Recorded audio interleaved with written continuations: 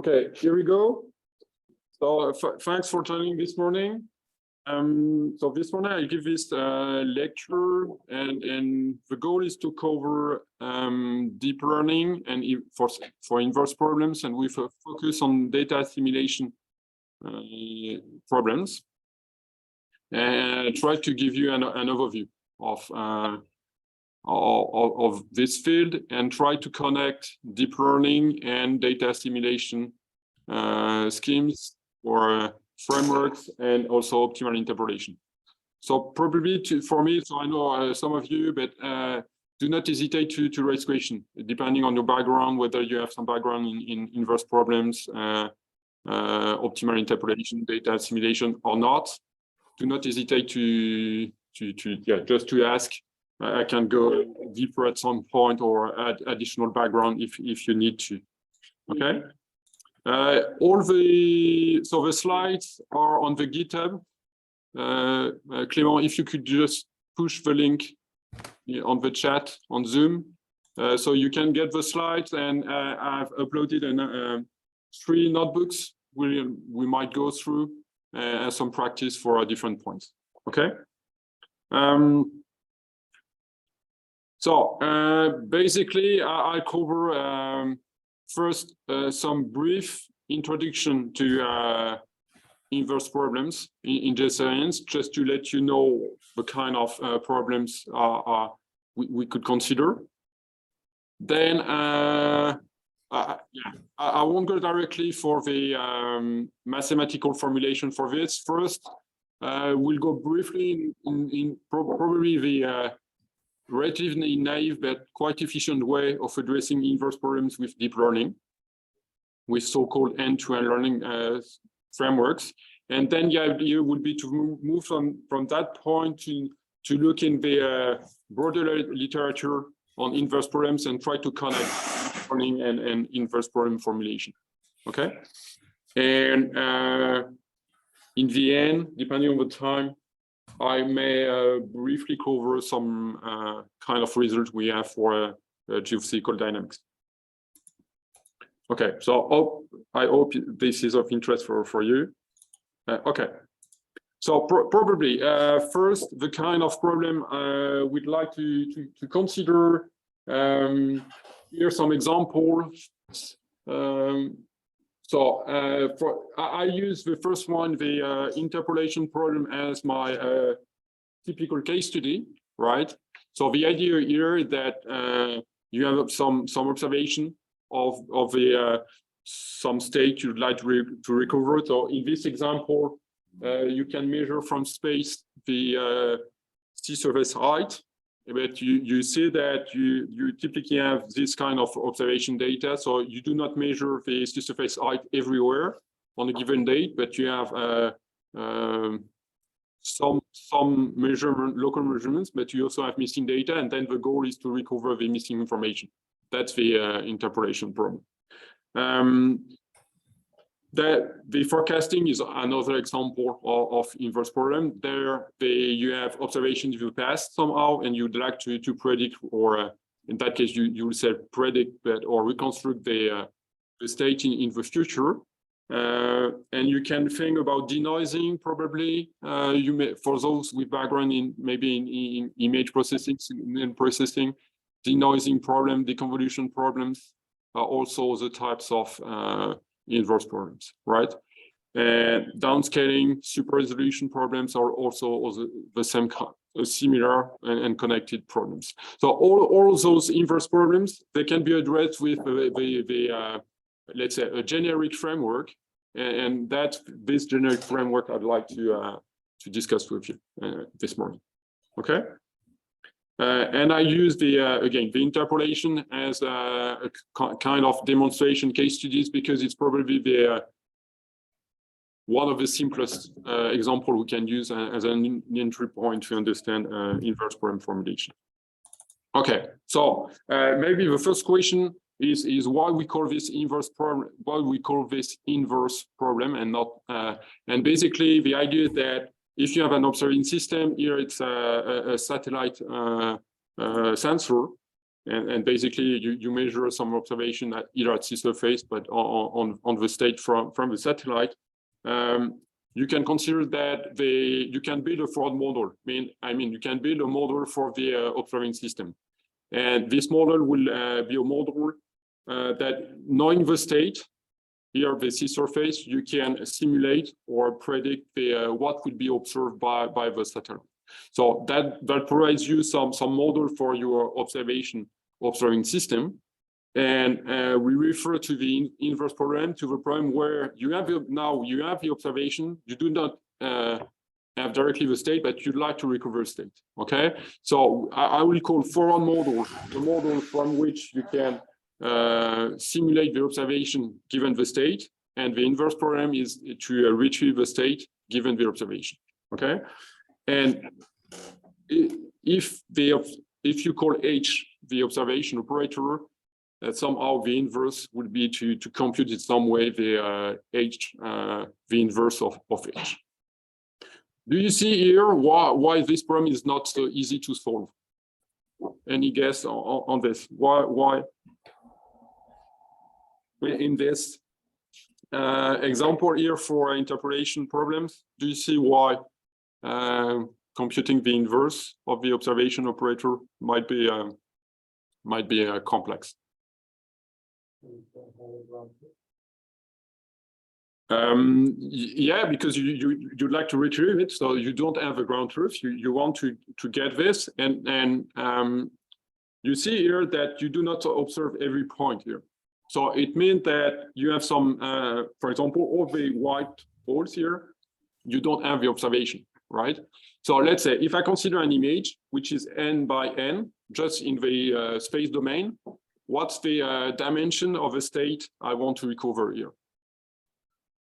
If I consider a matrix representation of my field, what would be the dimension of that field in that case here?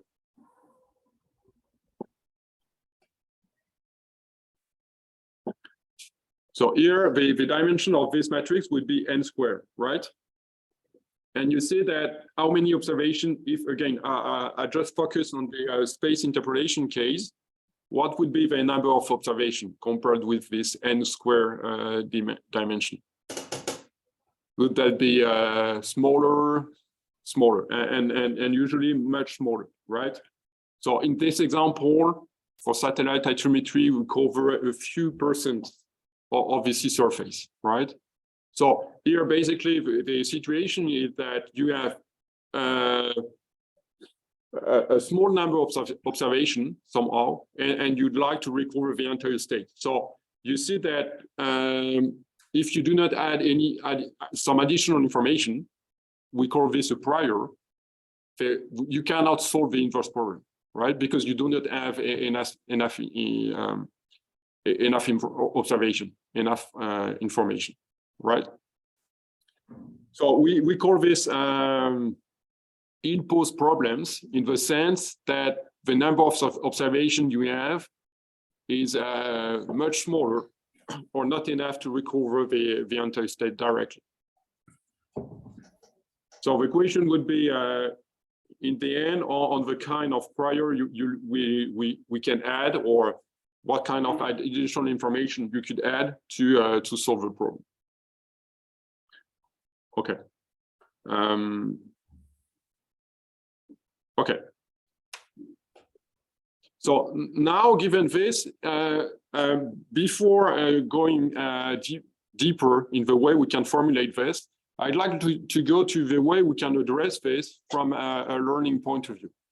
And as mentioned by Part here, the idea that in this case, we assume we have a large collection of pairs of data for which you have your observation data on one side, let's say yn, and you have the associated true state, let's say xn. Okay, so we might discuss, do you see how in practice, do you see how I could build this for do you see ways to build such data set, or do you think it's not possible to build such data set in practice? Do you see ways to do this? From? we run the exam, we have to order. Yeah, if assuming we have a collection of two states, okay, assuming or from observation data or from simulation data, and basically for ocean modeling or climate science, you can assume you can use numerical models. So that provides you a true state data set of two states. And if you have some simulator of your observing system, then you can simulate the associated data associated to a true state. Okay, so let's say that we may have some ways to build such data set where you have those pairs or xn and yn, and you see that then the inverse problem can be stated as some kind of regression problem where you would like to provide to some model the observation data yn, and you would expect this model to output directly the true state. And so you've seen that there are a number of networks. Basically, a network is a model. So you could try to design a neural network here for which you will provide as input the yn, the observation data, and you train the model so that the output should be as close as possible to the true state. So you see here, it seems relatively straightforward, direct to formulate the inverse problem as a learning problem, assuming again that you have a training data set. So the question might be here, there are two basic questions to go further here. The first one is which architecture to use.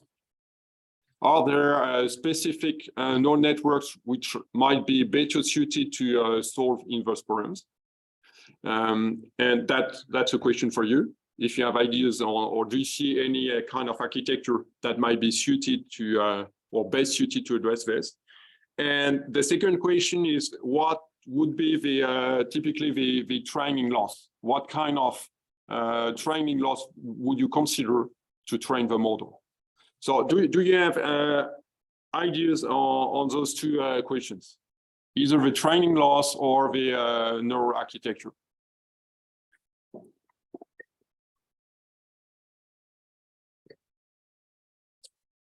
So assuming maybe it's simpler, let's consider the space interpolation. So basically what we have as input is an image with missing with gaps, okay? And the true state would be the gap-free image. So do you see, do you have ideas on any neural architecture which might seem relevant for this among architectures you know? Optimal interpolation, we'll look into this, but optimal interpolation is not here really neural network focused, right? So we'll go into this, but optimal interpolation is another way to build this model of this box here, okay?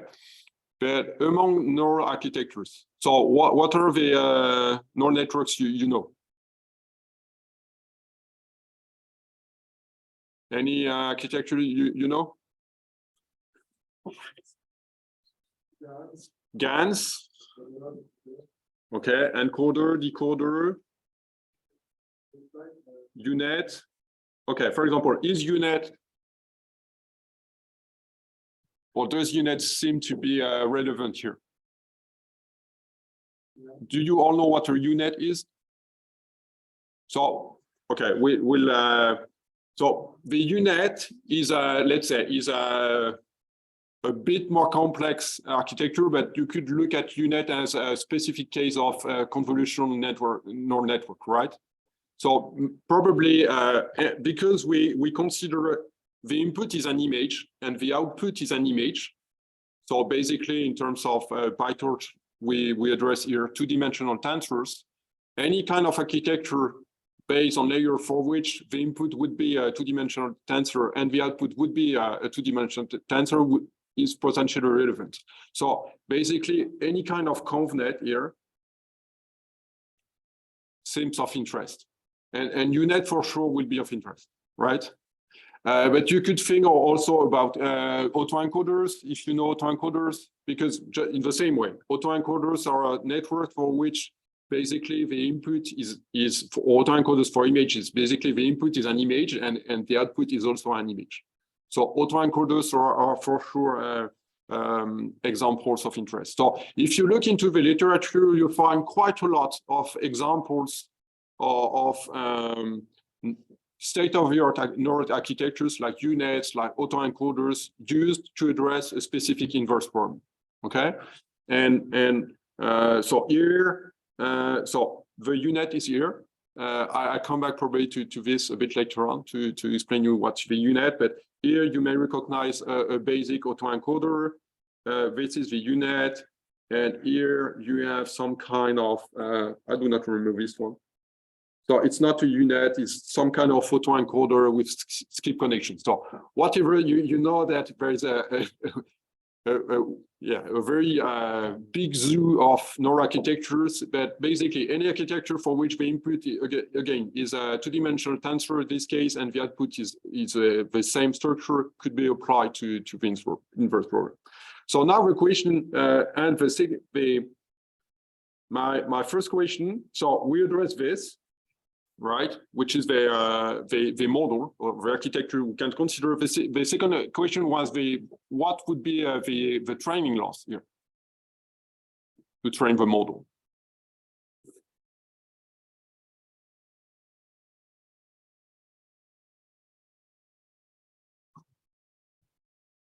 Any idea on? Okay. Any idea on the training loss?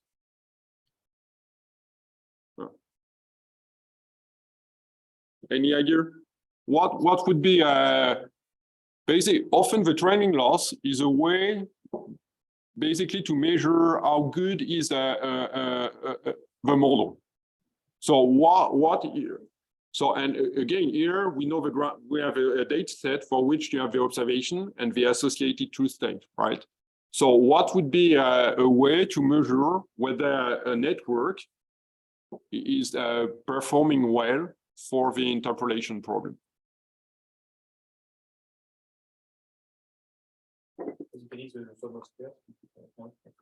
Sum of squares of what? You know, observation. Yeah. So here so let's say I call X at the output of a network, right? So basically one way to measure, which is would be the MSE, the mean square error, would be some kind of expectation. So the sum over all the training samples of the mean square error, okay? Which is a very natural performance measure.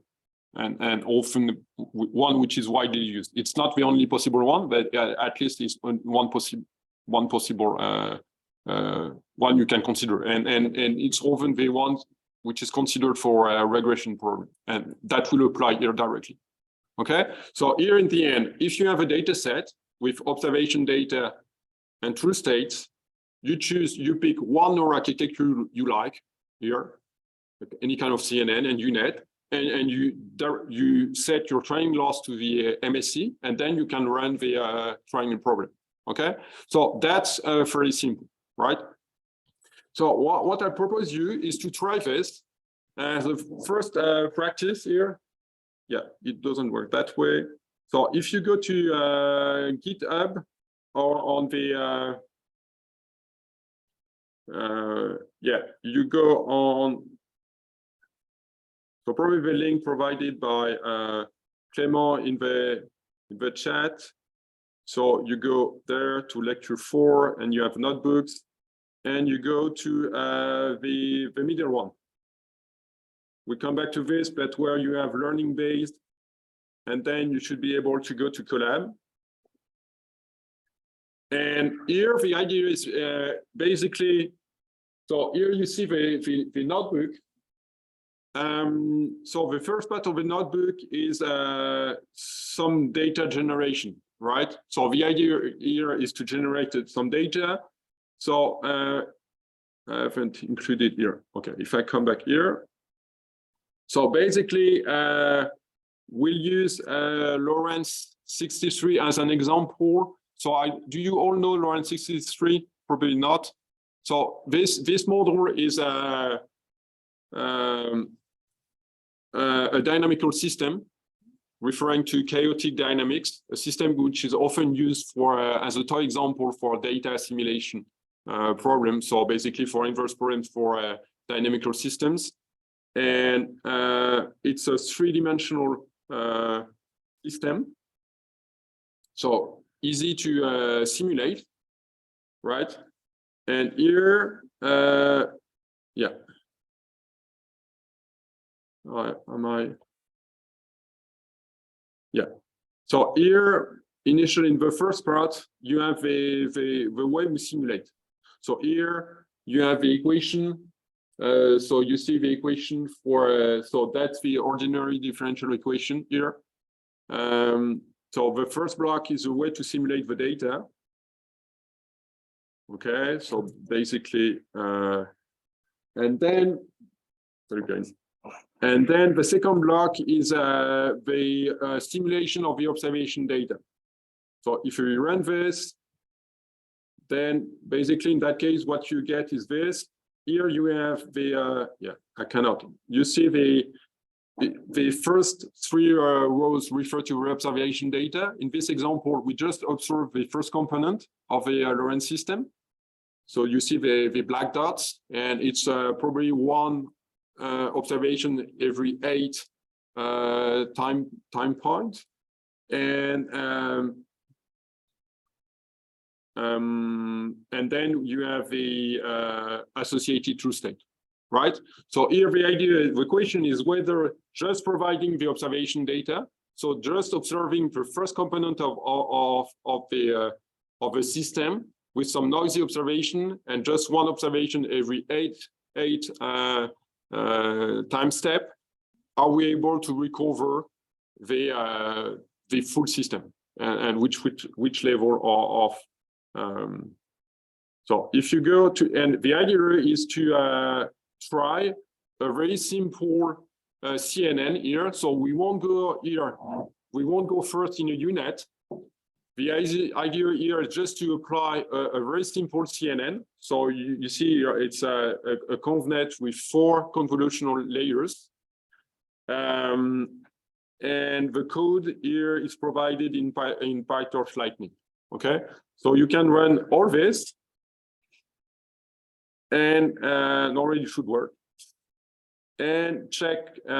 So you may. So here, this block here is the PyTorch Lightning component. Here is the PyTorch for the data loading process. Here is the training of the model.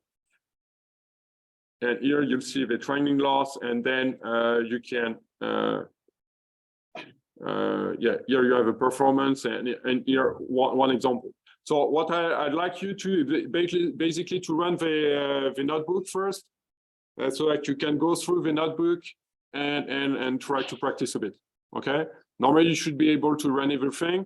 If you're able to do so, then I'd like to discuss when you're done with this, I'd like to discuss a bit the kind of result we get. Okay. So I just let you run. That should take a few minutes. Not so I do it online also just from the beginning. If there are questions online, just let me know.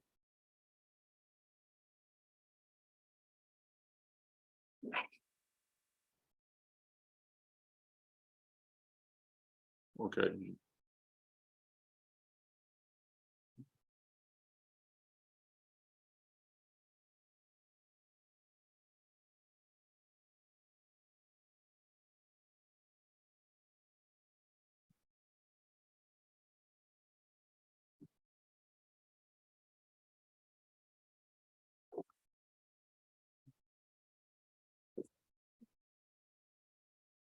So all you need is potentially a a Google account to get to Collab for those online, depending whether you have it or not, but that should work directly.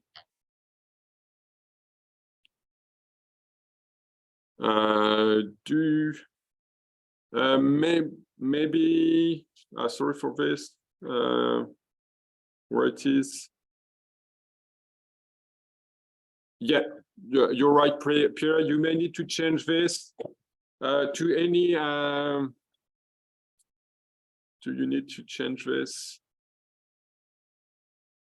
Yeah, you may need to change to any specific directory.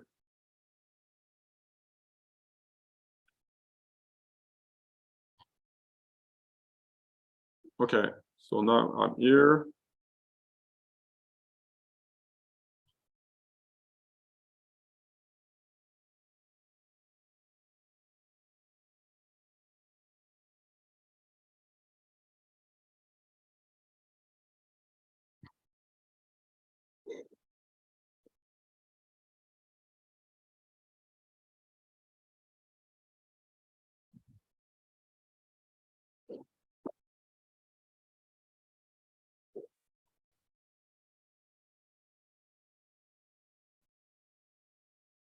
Okay.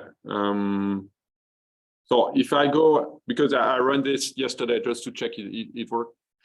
So normally no bad surprise for this one this morning. So you see the kind of training loss we get here. So you see it's a nice one. Okay, very good conversion. Not always the case, but it seems to be very good in that case. Okay, so we may be happy here. So this example, I ran over 50 epochs, and you see that maybe it's not yet at convergence. So meaning that may improve a bit. And then, so you can, this here is to know which model to recover, to reload the best model according to the training law, the validation loss. And here is one example of what we get. So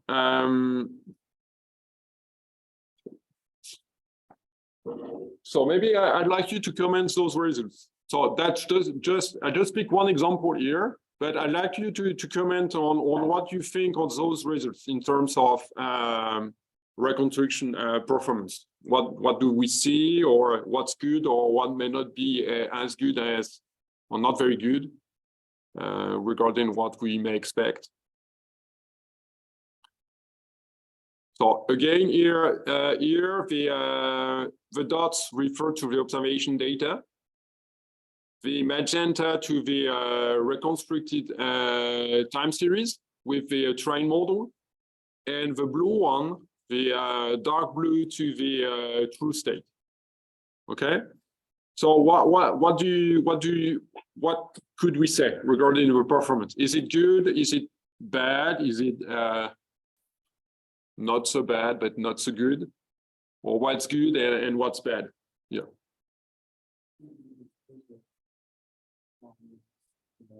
Like long things, but whenever you use like down spikes, that's the problems. Yeah, you see that. Let's say that for the observed component, it's relatively good. The good surprise is that we recover the let's say broad scale or large pattern, most of the let's say sinus-like pattern or periodic pattern for the non-observed components. But you see that we have some kind of weird features here, which appear, which is very unstable, which are not realistic. Here, how could you explain this? Is there any reason for which we get this kind of thing?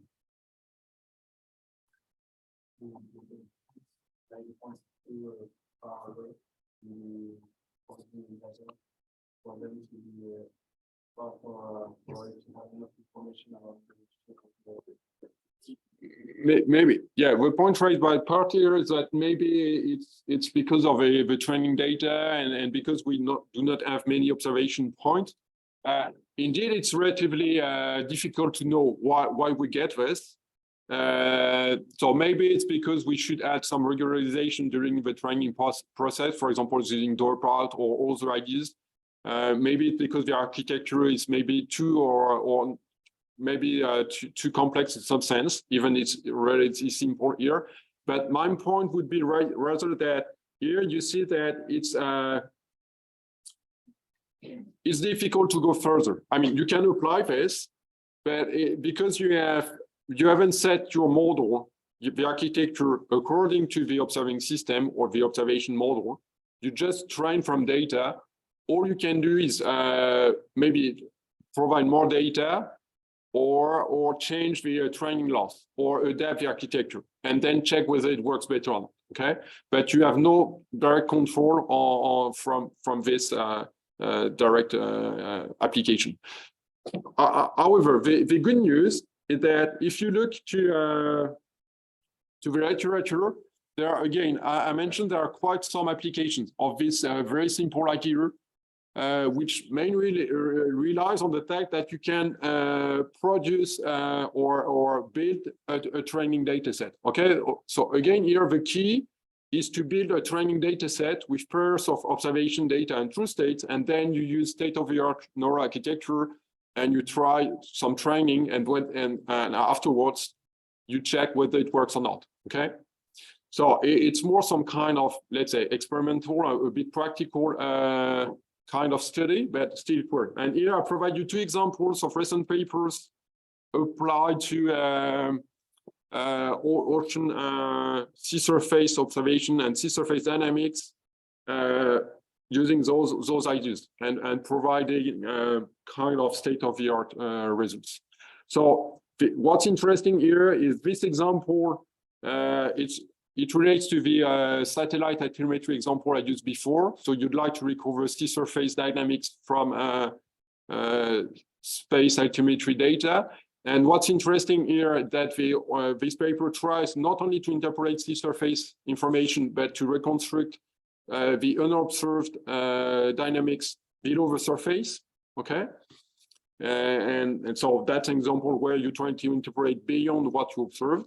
And the other example is interesting because it's directly some application to observation data, real data here, and the training here is directly from real observation with gaps. So you may also adapt those techniques to space-time interpolation, where for the training, you do not have gap-free data.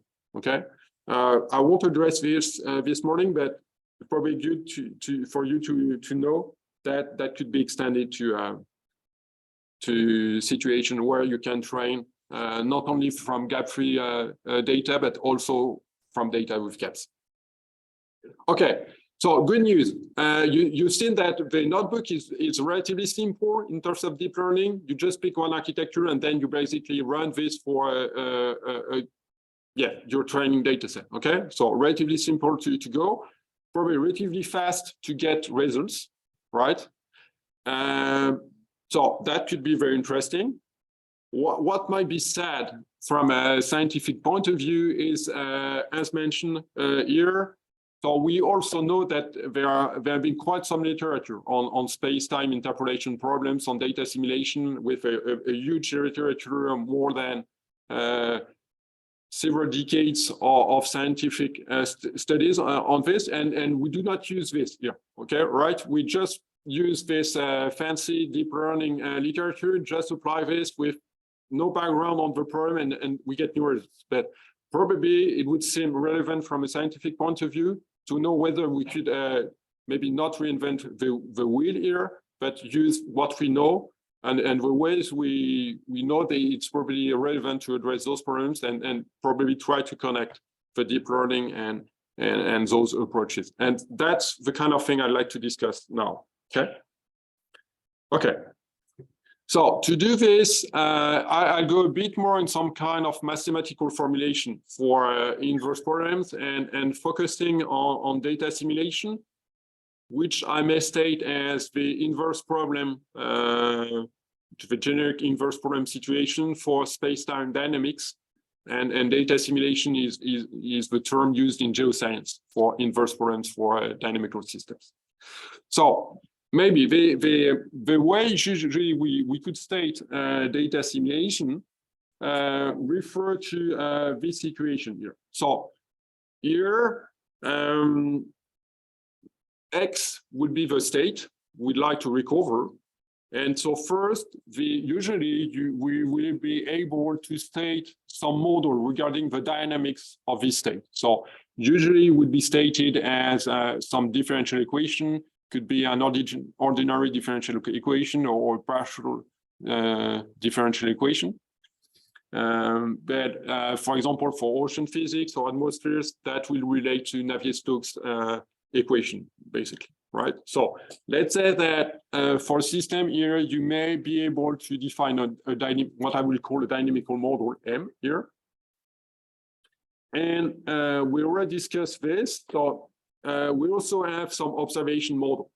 So what's the observation model? Basically, you see it relates the state to the observation. So here I've considered, probably here there's some noise missing here. So here in this example, we have observation with gaps. So meaning that the observed domain is omega, and it may change at each time step. Okay, the observed domain may not be the same or at each time step. Basically, if you consider satellites, it changes at each time step.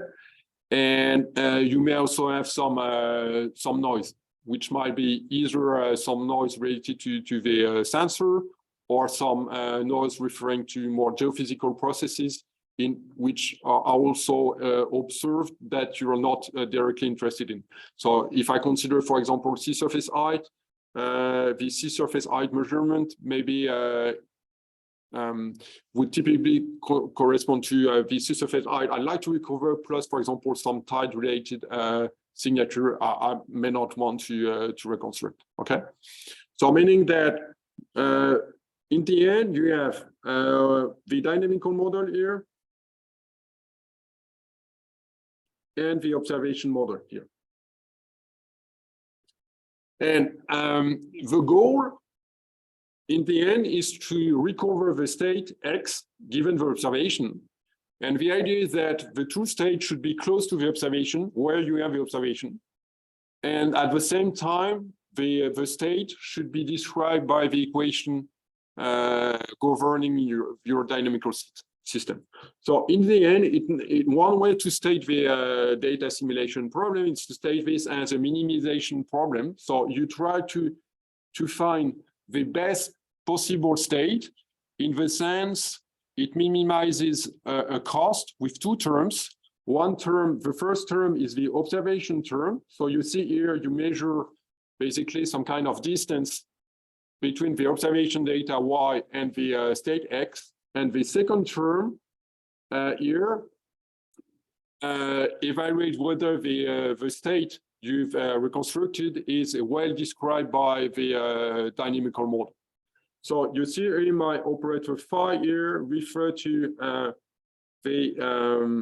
this here, which is you see here, it's the time stepping operator to predict the state at time t, given the state at time t-1, and the prediction by the dynamical model M.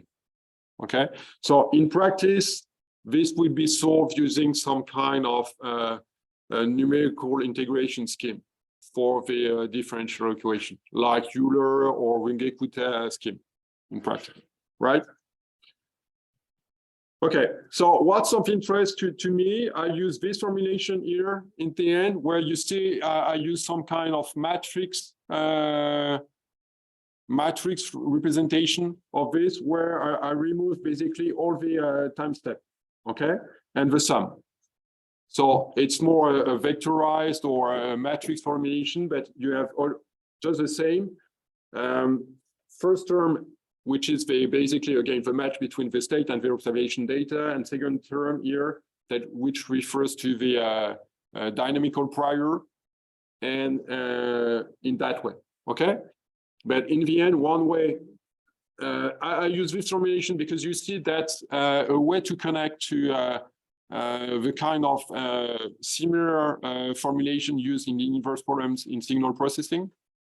And you see that in data simulation, somehow we have some specific way to parameterize this operator phi according to the dynamical model.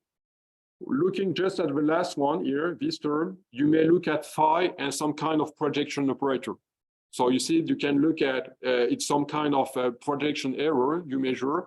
So how well X is projecting on the prior defined by the operator phi. Okay, you can look at this as an error of the projection. If X is perfectly the time sequence of X is perfectly described by the dynamical model M, then this term would be 0. Okay, so that's the formulation of a problem as a minimization of a variational cost with respect to X. And I assume you know that to solve minimization problem, there are different ways to address this, but the simplest way is basically when you have a cost here, U, depending on X, you try to retrieve this point here. So this is the minimum. That would be the argument of a minimum. And one way to solve for this is usually you may have some initial condition. So you have some initial guess, and then you may use a gradient descent. So if I consider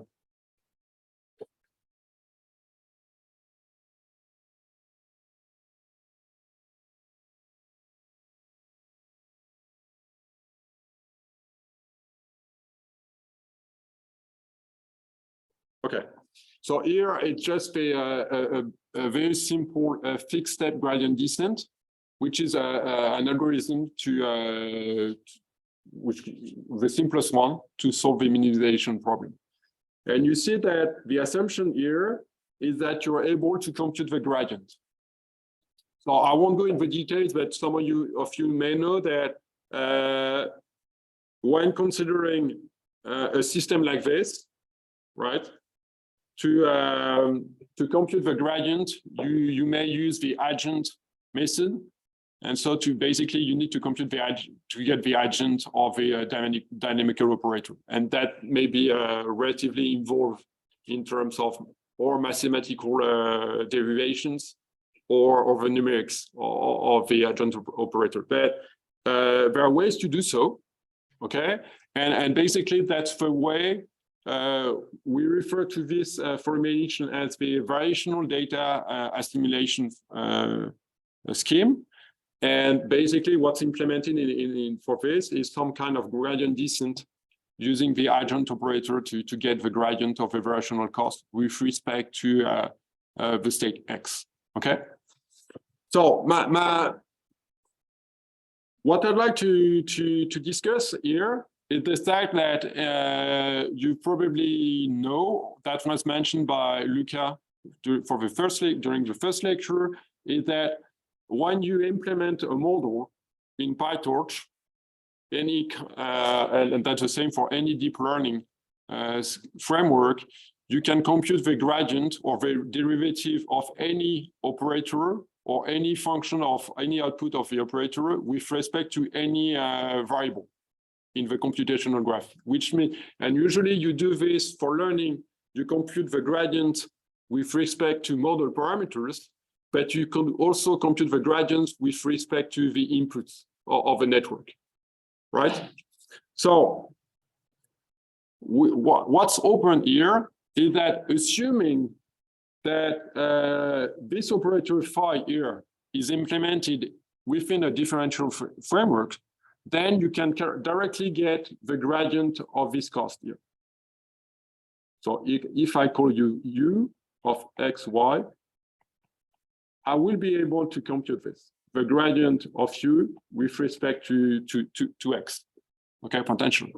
So it means that with a few lines of code, I will be able to implement the gradient descent, just calling the automatic differentiation from my cost queue, assuming, and this is a strong assumption, assuming that this variational cost is implemented in a differentiable scheme, such as PyTorch, and assuming especially that the dynamical operator M here and the numerical integration scheme has been implemented in PyTorch, okay? So, and now I'd like to,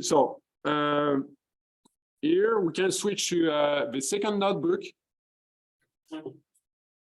where you have this illustration. So if you go to the second notebook here, okay,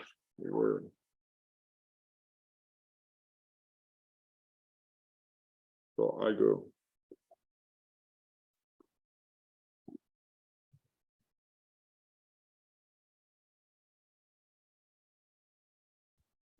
Okay, here. So if you go to not enrolling this time, but to model based here.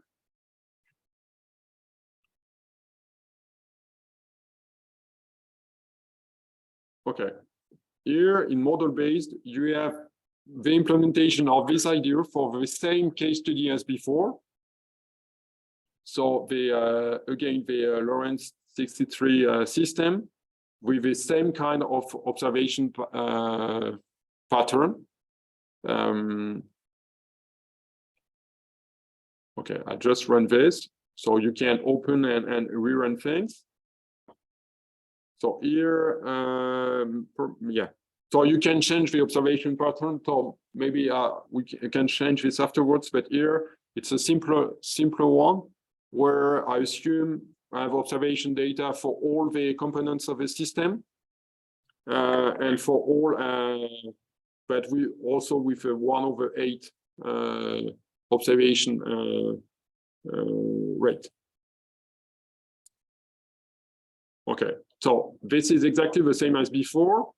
Here, here as an illustration, you have the implementation in PyTorch of the ODE of this Lorentz system. So you see that the code is relatively, I mean, it's not. So basically, you define a PyTorch module here. So you define a neural network. The forward here is basically the ODE. And you've seen that here I've defined additional methods which were referring to two different kinds of solver for ordinary differential equation. So the first one here is the Euler update. So where the state at time t+1 is just the state at time t plus dt times the output of the differential operator. And the second one is the Runge-Kutta update, okay, where you have here the fourth Runge-Kutta 4 update, okay.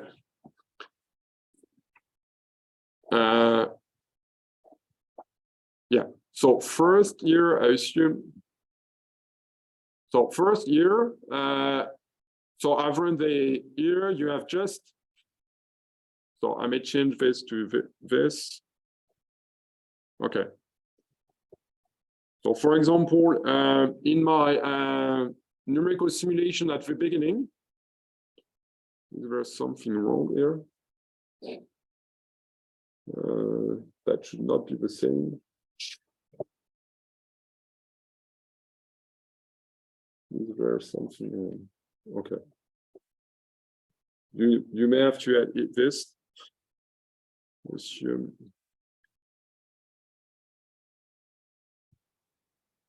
Okay, good. And to change here in this audio solver and steps, there was solver missing here to switch from. So here you see one example. The blue is the one simulated. That's the ODE simulation using a Python solver, right? And this Python solver, I'm not sure, but I think it uses something close to the Runge-Kutta 4 scheme. And here I compare So that's the red one is the true one, and I compare to the numerical integration using the Euler integrations. So you see that you get some divergence. Okay, so it's the same at the beginning. And because the numerical integration error are not the same between the two schemes, and because the system is chaotic, we know it will diverge at some point. Okay, which is what we observe. And what you observe here is that if I run this, you see that over 100 time step, we get something similar. I don't know if I can increase here. I'll check. I haven't tried before, so we'll see. Okay, and the sorry for the simulation. I would expect we might check afterward. I would expect that if we run for a longer time, because again the system is chaotic and the numerical errors or the numerical precision between PyTorch on GPU and the Python code is not the same. I would expect the two simulation to again to diverge at some point, but probably after many more iteration steps. Okay, but just to say here that if we consider 100 time step, here they are very, very close. Okay, so probably one power minus 8, 10 in terms of a difference. Okay, so now I can now I check that I can simulate the dynamical model M implemented in PyTorch. I can use this to solve the data simulation. So basically here, that's this block here. And so you can run this. And you see that here I have a method to compute the, Here is a method to compute the variational cost, which is the sum of the two terms, the dynamical term, so x minus phi of x squared, and the observation term. Here, I'll come back on this. I've added what we called a background term in the in data simulation, which is some additional prior on the initial condition. Okay, you assume you've given some, you may have some additional, probably first guess for the initial condition, and then that will bring into the variational cost a third term corresponding to a Gaussian prior on the initial condition at the beginning of a time window or of the simulation. And then the total loss is the weighted sum of those three losses. Okay, or loss referring to training, or we call this a variational cost in data simulation. And then here, so here I said as a prior, I may provide the true state here, assuming I have my first guess is very, very good. So I can provide this. And then you see that the gradient descent is coded here. So at each iteration, I will compute the loss, the variational cost here, and then I use the loss backward here to compute the gradient with respect to all variables for which I've recurred to compute the gradient, including my variable x torch here, and then I can update this my state with this gradient descent recursion. And then and then I'm done. The only thing which is specific is this here. Basically, you need to ask or to impose or to ask PyTorch to compute, to store the gradient with respect to the variable for which you'd like to compute the gradient. So here you see that you have this requires grad equals true field, which is a way to tell PyTorch you'd like to store the gradient with respect to this specific tensor. Okay. Okay, so I've run this over a number of iterations. And you see, I get this. Okay. For one example, So you see, it's relatively good. Still, at some point, you may here I may be driven too much to the observation data. Here you see that here the magenta is the assimilated state, and the blue one is the true state. Okay, but you see that I can recover I can recover the state, and here I assume I've provided I've set to 0 you see the background term here. I've set this to 0, right? So in this example, I haven't used the background prior. Okay, we may try. I mean, the good thing is that if I just we work. I haven't tried, so I don't know if it will change a lot. Probably not, but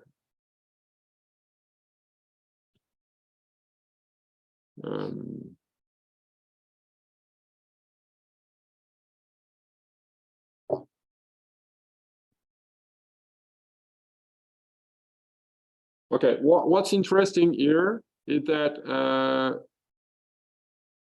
okay, I should have, okay, I will rerun.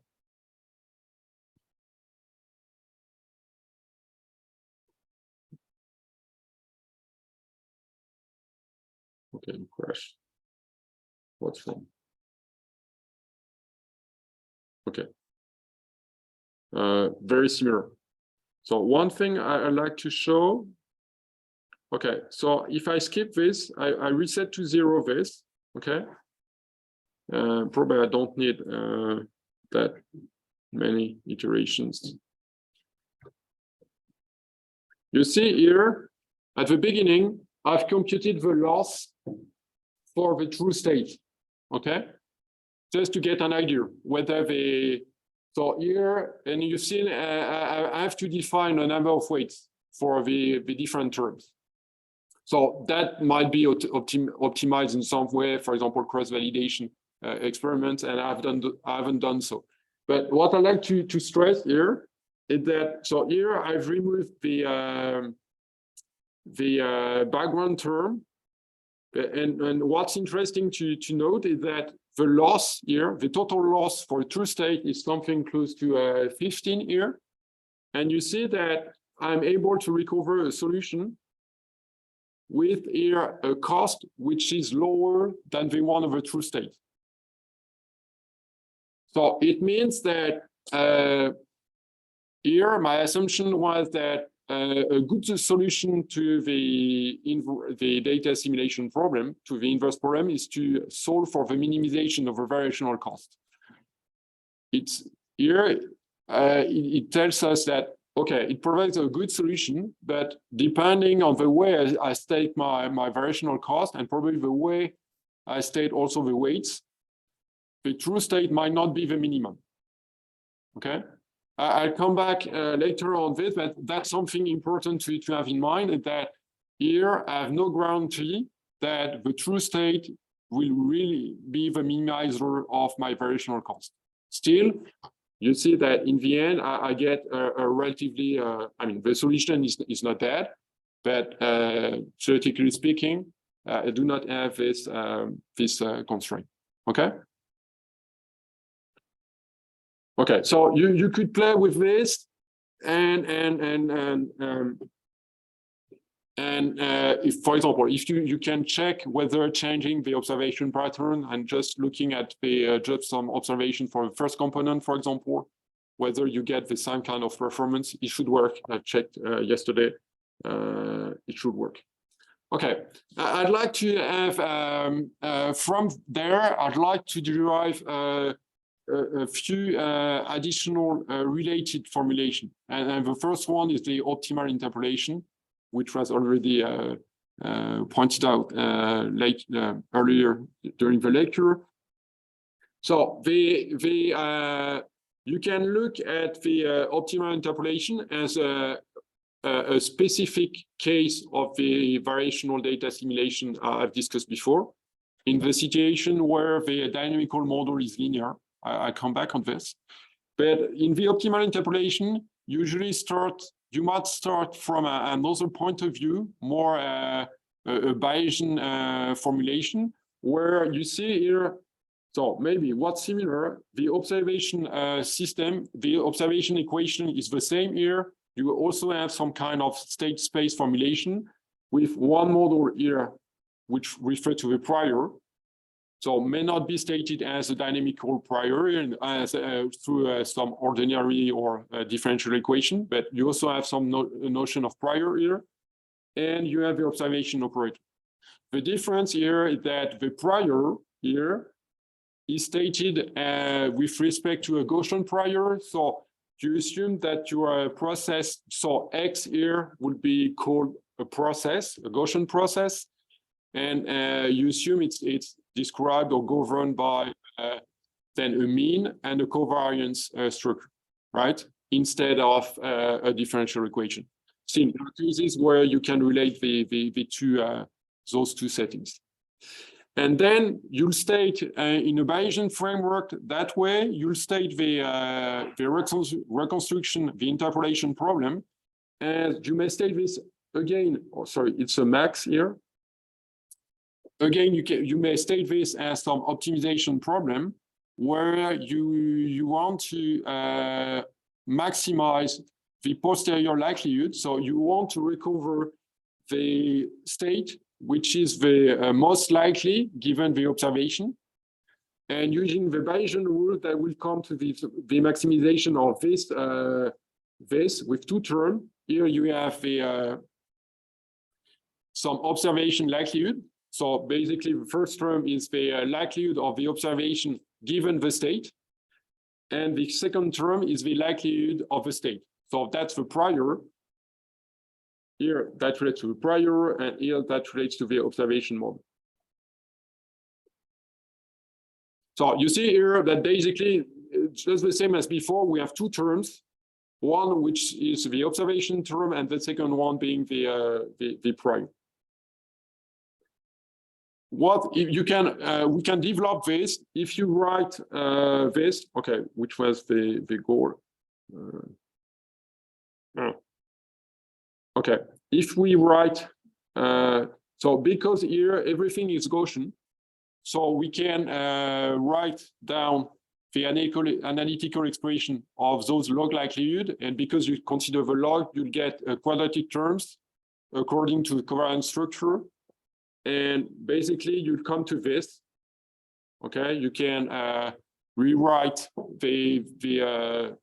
this sum of two log likelihood terms as a variational cost, or the optimization of this will come to the minimization of this linear quadratic term here, where R and B are covariance, are the covariance, R for the observation model for the noise, B for the prior, right?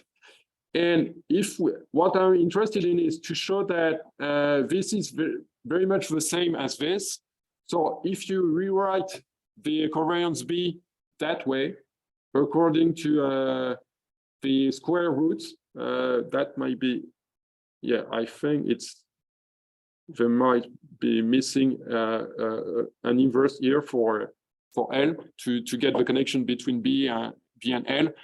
L is the square root of the inverse of the covariance. Then you may write this term here, X, this term may be written that way, where this would be, let's say, the phi operator for B.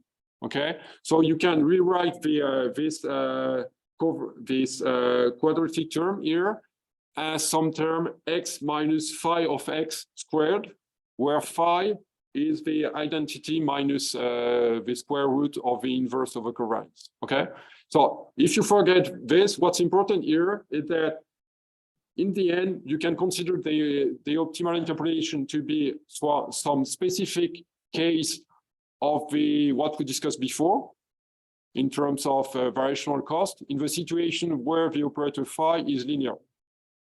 and relates directly to the covariance structure, right? What's very interesting in this in the optimal interpolation case is because the variational cost is linear quadratic here. So you see this, assuming H, R, and L are known, you have a linear quadratic formulation. So basically what you'd like to solve a least square problem. And so you can get the analytical solution for this. And here you have the expression, right, for this.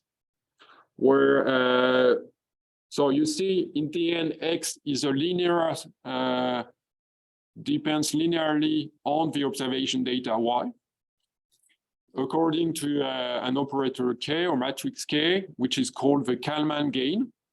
So that refers to Kalman filtering, for those who know about Kalman filtering. And you see that it depends on some inverse. Here you have to compute some inverse of the covariance matrix. And it depends on the covariance B, R, and the observation operator H. Okay? But what's interesting here is that in this optimal interpolation case, again, you have the same kind of variational formulation as what we discussed before, but because this is linear quadratic, because you assume some covariance structure, then you can solve analytically the problem. Okay? Can anyone state what might be difficult in practice to implement for in terms of implementation of the optimal interpolation, in terms of computational complexity? The inversion of the matrix for the Kalman gain. Yeah, so this inversion here, so if I consider an image n by n, what would be the size of the covariance structure if I just consider the space domain? So here to write this here, I assume X is a vector, right? So here, if I consider an image which is n by n, it means that my vector is n squared dimensional. And then the covariance structure would be n squared by n squared. So I have to compute the inverse of this n squared by n squared. And you see that even with a small domain, it will become rapidly too complex, right? So there are ways, you see that it's not exactly the case because here it depends of H, and because you have usually much, the number of it's more the number of observations square that you have to consider here for the inversion. But still, if you have quite some observation data, then it becomes really expensive computation speaking. So there are ways to address this in this, so I won't go into those details, but okay, keep in mind that what's interesting here is that you get the analytical solution, so no need to compute a gradient descent. You directly get the solution. And if it's too complex, one of the solutions to get the solution is to go back to the gradient descent, but for this linear quadratic formulation, for example.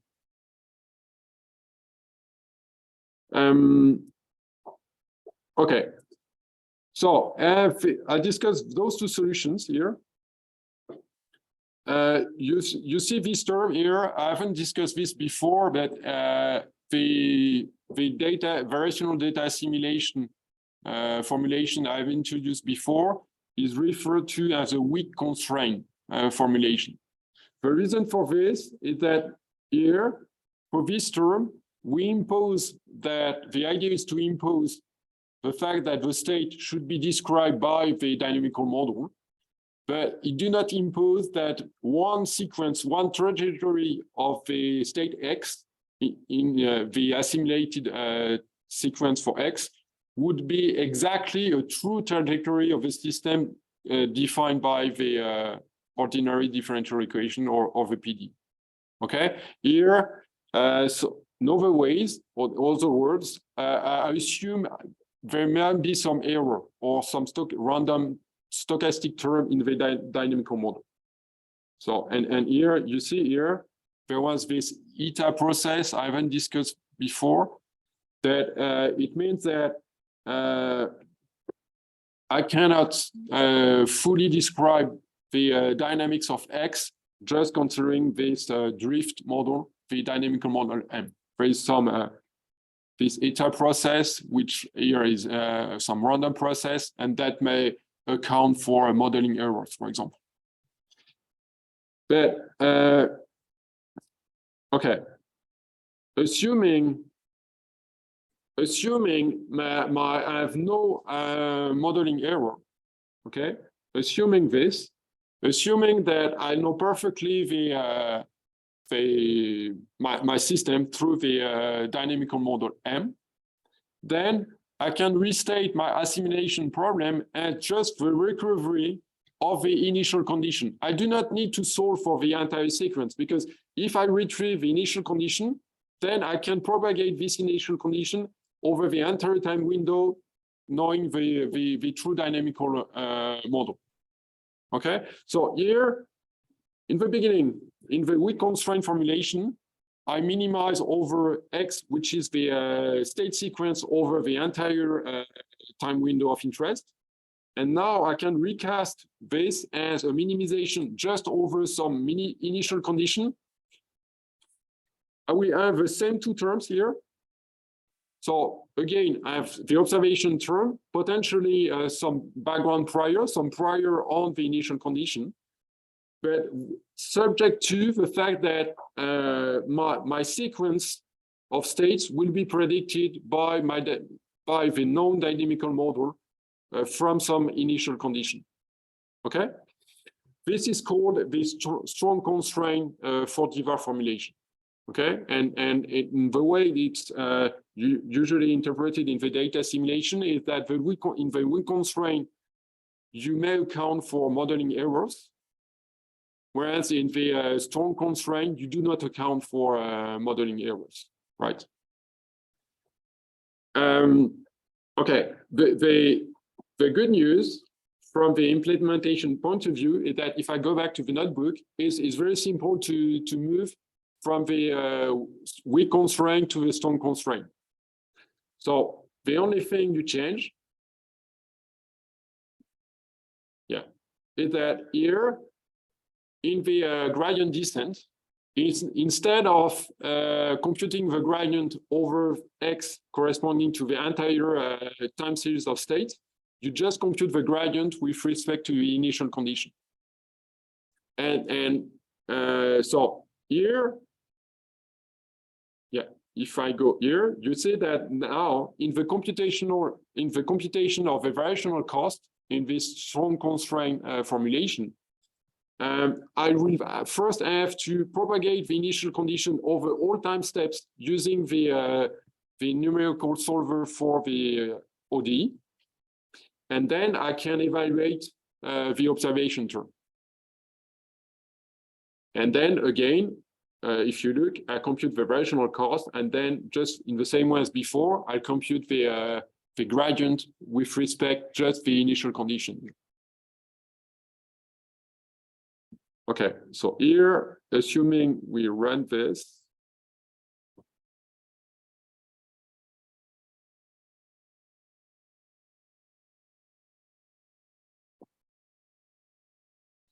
so you see here, probably it's interesting to see that computationally speaking, I don't know if you looked at the computational time between two steps here, but it's much longer than the one in the weak constraint formulation.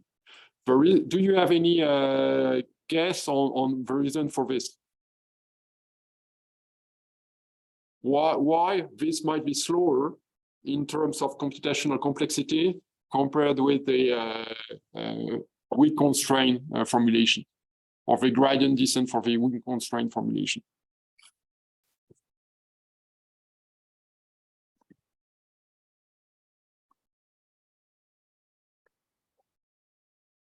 No guess. It refers probably, I think, to me, it refers to the computational graph, which is built to compute the gradient. Because in the weak constraint, because you just consider the ODE between one time step and the next one. When you compute the backprop for this, you just propagate one time step in backward. Whereas in the weak constraint, strong constraint one, you will backpropagate from the each observation time step back to the initial condition in the computation of the in the gradient. So maybe if it doesn't seem to be clear. So here, if you go to this, it means that you'll compute at basically here in this term. When you compute the gradient for this, you'll see that you compute just the gradient over this with respect to one time step of the integration. Now, in the strong constraint, you use the same solver here, but over n time step. So basically, n being the width of a time window. And then you need to backpropagate with respect to this. And then you need to backpropagate from for time step 1, time step 2, time step 3, and so on, because you have observation at each time step. So the number of backpropagation operation is much larger than in the weak constraint one. Okay? So that's the reason for which you get this slower convergence.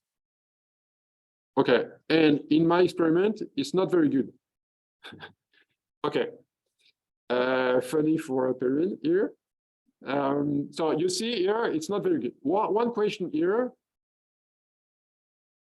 Okay, you see that here in this, I haven't spoken about this before, but in the, I need to define the initial condition here. And the initial condition here is the initial state, right? So you see that here, the way, in this experiment, the way I've defined my initial condition is assuming I have some initial guess corresponding to some bias with respect to a true state. So here, if this bias is 0, I start from this true state. So then I would expect to converge. And here I set a bias corresponding to 50% of a state. So if here I just point, 0.1, so meaning I have a very good guess, I would assume that in that case I get a better convergence. Okay, so because in this example, this example here, okay, then you see, it seems to be okay. Probably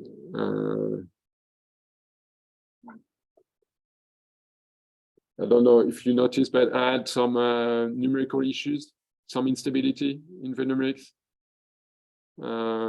So it exploded at some point or it diverged to something.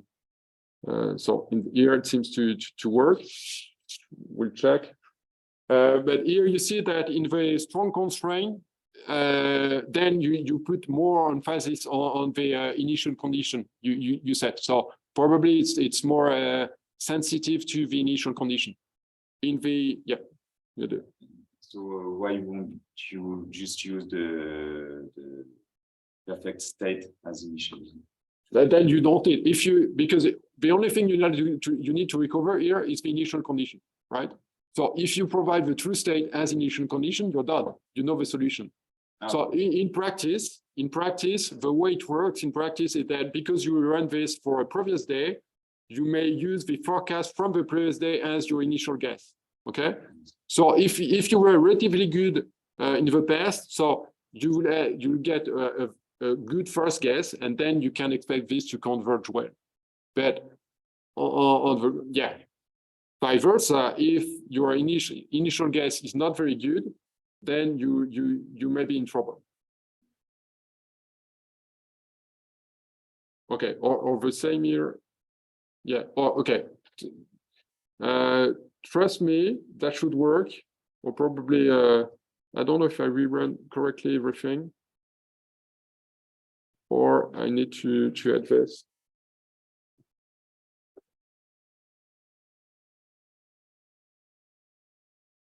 Okay, I cannot run anymore. I cannot write. Okay. Maybe we need to check whether adding, if here I've added the, I checked yesterday because we had quite some discussion with Perrin on this, and I checked it, it worked. So you can trust me, but I would expect to be able to show this. Yeah, I think it started to convert here. But here, for sure, this example, and you can expect this to be more sensitive to the initial condition. And what I haven't detailed what I've used as initial condition in the weak constraint case, but basically here the initial condition for the gradient descent is not only the initial condition at the first time of the time sequence, but is the first guess for the entire state. And in that case here, I just use some linear interpolation between observation points as the, and because you also tolerate probably modeling error, the system is probably a bit more robust to the initial condition. Okay, still not in that case, because all the time you have some random picking of examples. So that, okay, I checked before and it worked each time. So trust me, I'll try to, so we have a pause. I'll try to fix this and to rerun an experiment for which I get this, because really I will expect this to work. You see that, but still this example I think is interesting. You say that because the goal here is to recover the initial condition, right? And here, because I have considered a relatively large, a very large time window with respect to the intrinsic dimension of the chaotic dynamics, you see that the initial condition, my state, or the initial condition I retrieve here is very good for the beginning of the time series. But still, I have some little error here because it's probably the point I've considered here is very close to the instability or to the switch to where you might have a switch to the other wing of a Lorentz system. Then you do, yeah, a very small error here propagates over this time window, and then you may have very large error in the end. So here it's also clearly illustrated like that the width of the time window of the assimilation, it might be critical for running the strong constraint formulation. Okay.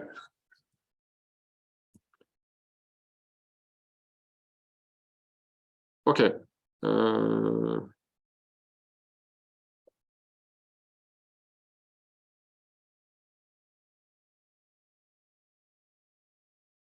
Okay. So what I'd like to conclude here, yeah, is that here again, you see that what I'd like to illustrate here is that so this formulation of inverse problems as minimization of variational cost is something very generic. You see that we have two formulations in the variational data simulation framework, the weak constraint and the strong constraint. You can consider the optimal interpolation as some specific case study or setting for this. And here, I just provide additional examples with the same kind of formulation of inverse problem as minimization of variational cost with two terms, some observation term and some prior for also examples in the more in the computational imaging literature. And here, so somehow we've been into this, okay? The optimal interpolation example was something like this, where this term here was the based on the covariance prior, right? Before it was X transpose B minus 1 X. So So meaning that if you consider a Gaussian process, you write it that way here, but there are other types of model you could consider beyond Gaussian processes. You see that, I don't know if I refer to dictionary-based here. For example, you may know PCA or EOF or autoencoders. We'll look a bit into this afterwards, but that's a way to define projection-based prior. It means if you have an autoencoder, it means that a good example should project according and resulting a very low error in the reconstruction by the autoencoder, or that's the same for PCA. If you consider PCA prior, you will assume that you can project your states onto the PCA basis. So that's a way to define this kind of projection-based or dictionary-based prior. And if you look at the computational imaging literature, there are a number of regularization prior were stated as norms of a gradient. So for example, here I've considered the square norm of a gradient that relates to the heat equation. But you can consider L1 here, for example, and then you have sparse prior. So just to say that, and again, this can be stated again as x minus phi of x squared. Okay. So again, just to state that here you may consider this generic formulation in the end, where you have some observation term, some regularization term, and if you're able to, or you can run your or code your regularization term as a neural network in some way, then you can directly apply the gradient descent in the same way we discussed before. Okay. Okay, so as a wrap up for this part here, so the idea is that you can state inverse problem as the minimization of a variational cost. You need to know here you need to make explicit the formulation of the observation and the observation model and the prior, and then you run some kind of minimization algorithm. So referring to the adjacent method for data simulation, what would have been done 10 years ago you would have to derive, analytically speaking, all the equations for the gradient with respect to the agent, and then for the numerical implementation for this. What might be interesting, if you move to PyTorch, then you get rid of the analytical derivation, and you just run this autograd thing or backward in the code, and you get the gradient, and then you can run the gradient descent. Okay. Okay. So yeah, now so we'll have a break now, and the next would be okay. Here I've used somehow PyTorch, but there is no learning, right? Just using PyTorch for a gradient descent. So then we will try to connect back those kind of inverse problem formulation and getting deep learning into this in different ways. Okay, so I propose we have a break until 11:15 and get back at this time.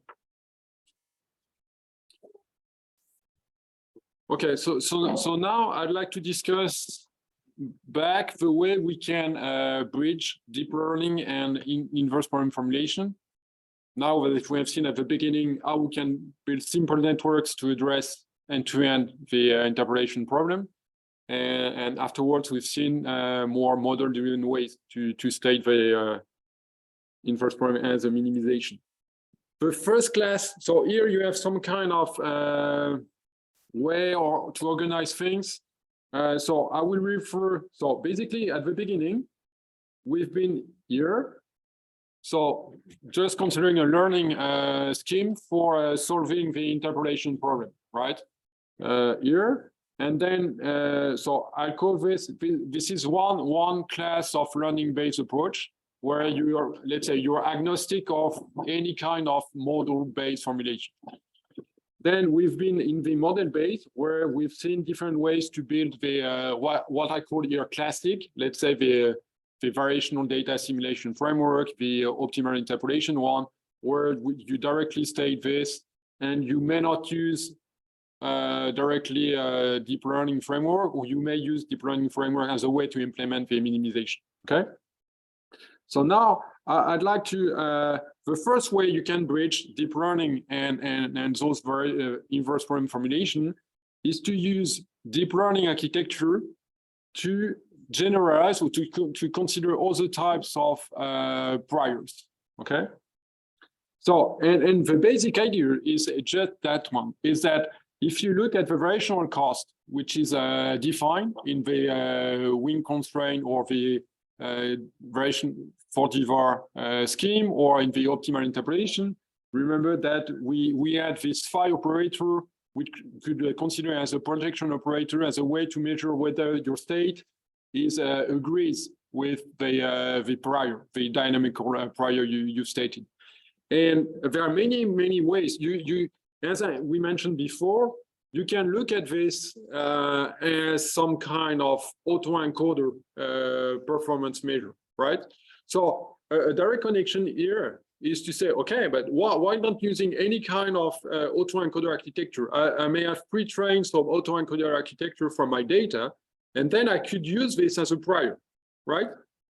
And because you know that in the deep learning, there are many ways to build such autoencoder architectures, okay? You could directly use this for here as a, and that's really referred as a denoising autoencoders, where the idea would be in the top here, the basic setting would be you first train your autoencoder on noisy data as a way to so you provide some noisy data as input, and you try to get the denoise data, and you train that way. So this and then you use this prior for the interpolation or any kind of other inverse problem from it, okay, which is not the denoising. Okay, so you basically train your autoencoder first, and then you use the pre-trained autoencoder as a way to define this prior term in the variational formulation. Okay, so here you could use, so here I've provided one example for the autoencoder, but you could use your, whatever the one you'd like to use. So in the deep learning literature, that's called plug and play prior. And why plug and play? Because you have already this autoencoder you've trained before, and you just reuse it. Okay. And here, example. So that's the UNet we discussed a bit earlier this morning. And what's specific in the UNet? It's if you forget this.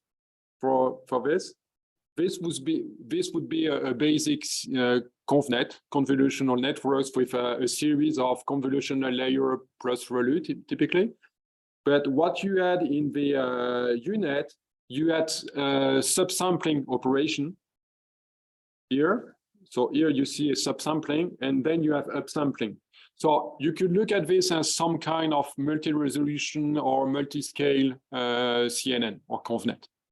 And what's good with then this UNet architecture is the ability to account for different scales in the considered process images or signals. Okay, so then we could have a try. Okay, we know how to train autoencoders. We have this variational formulation. We know how to minimize this variational formulation. We discussed this before. So let's go. So here, one example. So what's the simplest autoencoder you could consider?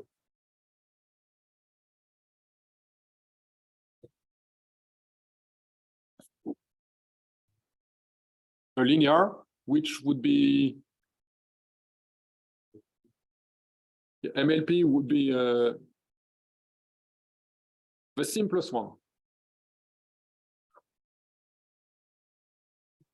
It's already here, but The simplest one is a linear autoencoder, and then one example for this is the PCA, right? Which is a linear autoencoder for which you impose the orthogonality constraint between the different components, right?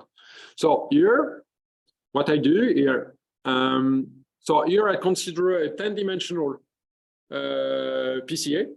I just keep the first 10 components.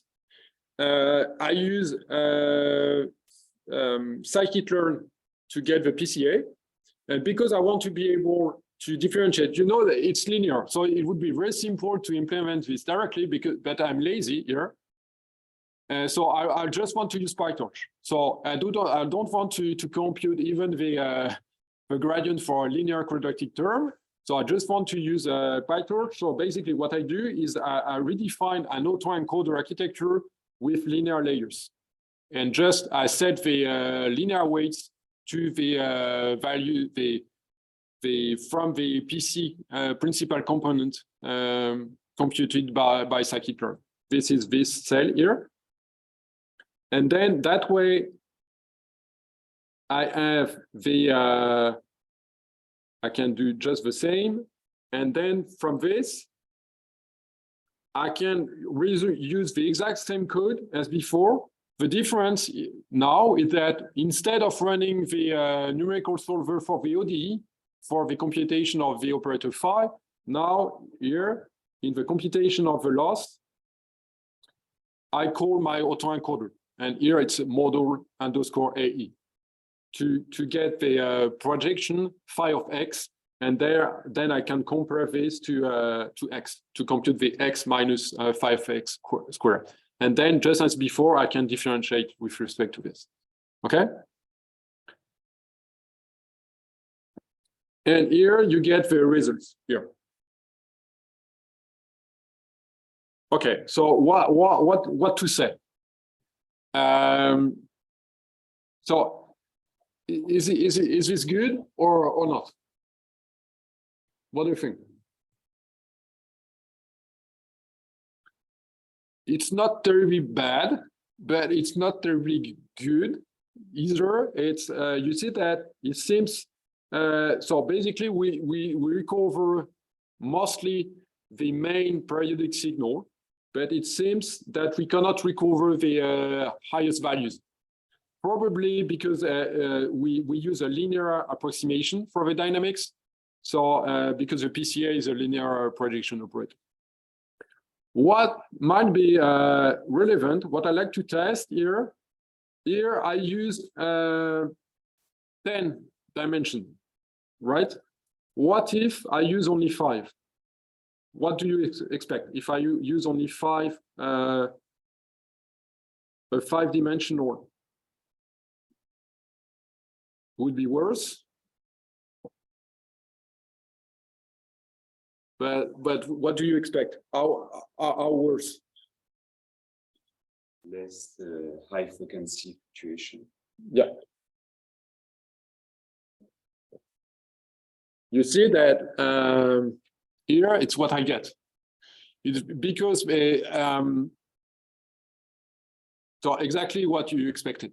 Is because probably in this PC decomposition now I have not enough members or components to represent high frequency variations. I cannot solve my problem, okay? And then I could say, okay, what if instead of 10, I use 20?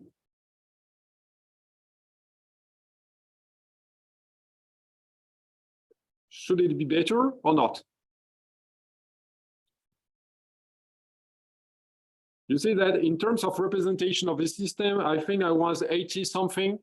So I was with 10 components, I was representing like 80% of the variance of the system. And now I'm more like 95, okay, 96 over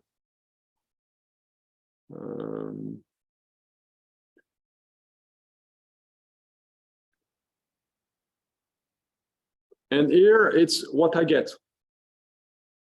So it's, you see, better. Better? Better, except probably here. You see, I start introducing some high frequency variability, which is not present in the true state, right? So we might go.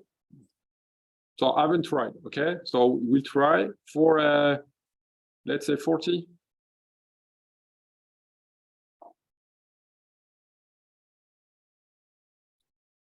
So now I'm like 99% of the variability, which is represented.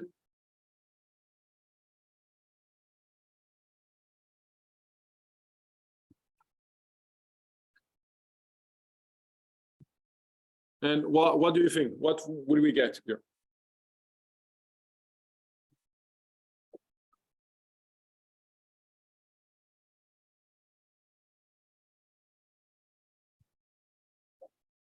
So because we have more flexibility in the model, more variability, you can adapt more to the observation data.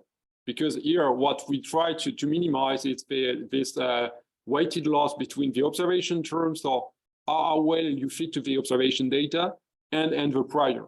And so you tend to introduce more variability. You see here, and those variabilities are not realistic here. So what I want to tell here, and I think this is generic, when you want to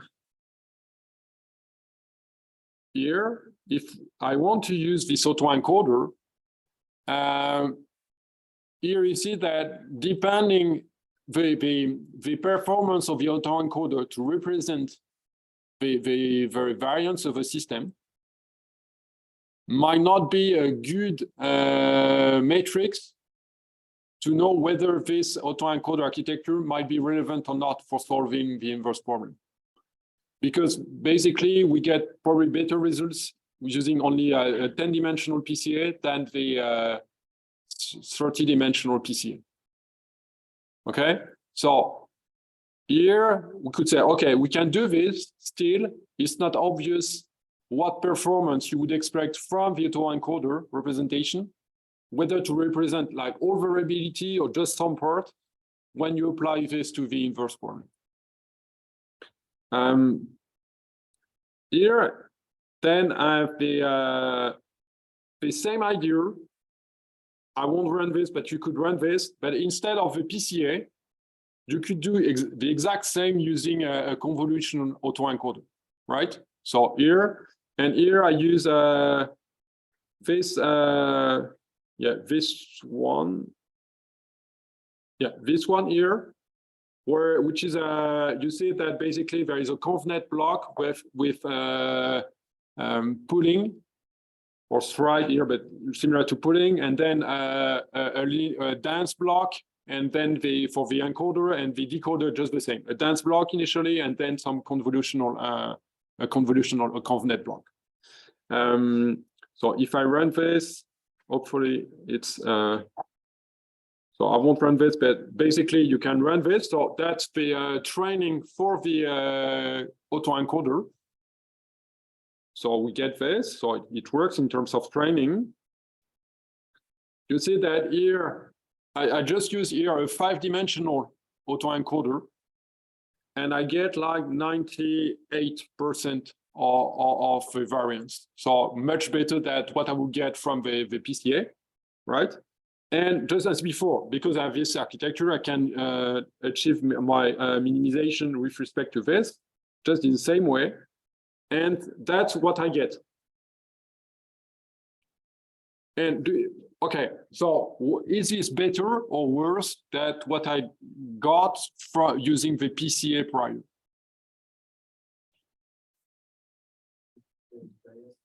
So it's compared to the 5-dimensional, it's probably better. But if you compare to the 10-dimensional PCA, which was like probably 90-something, relatively similar in terms of explained variance for the system, we are no bias.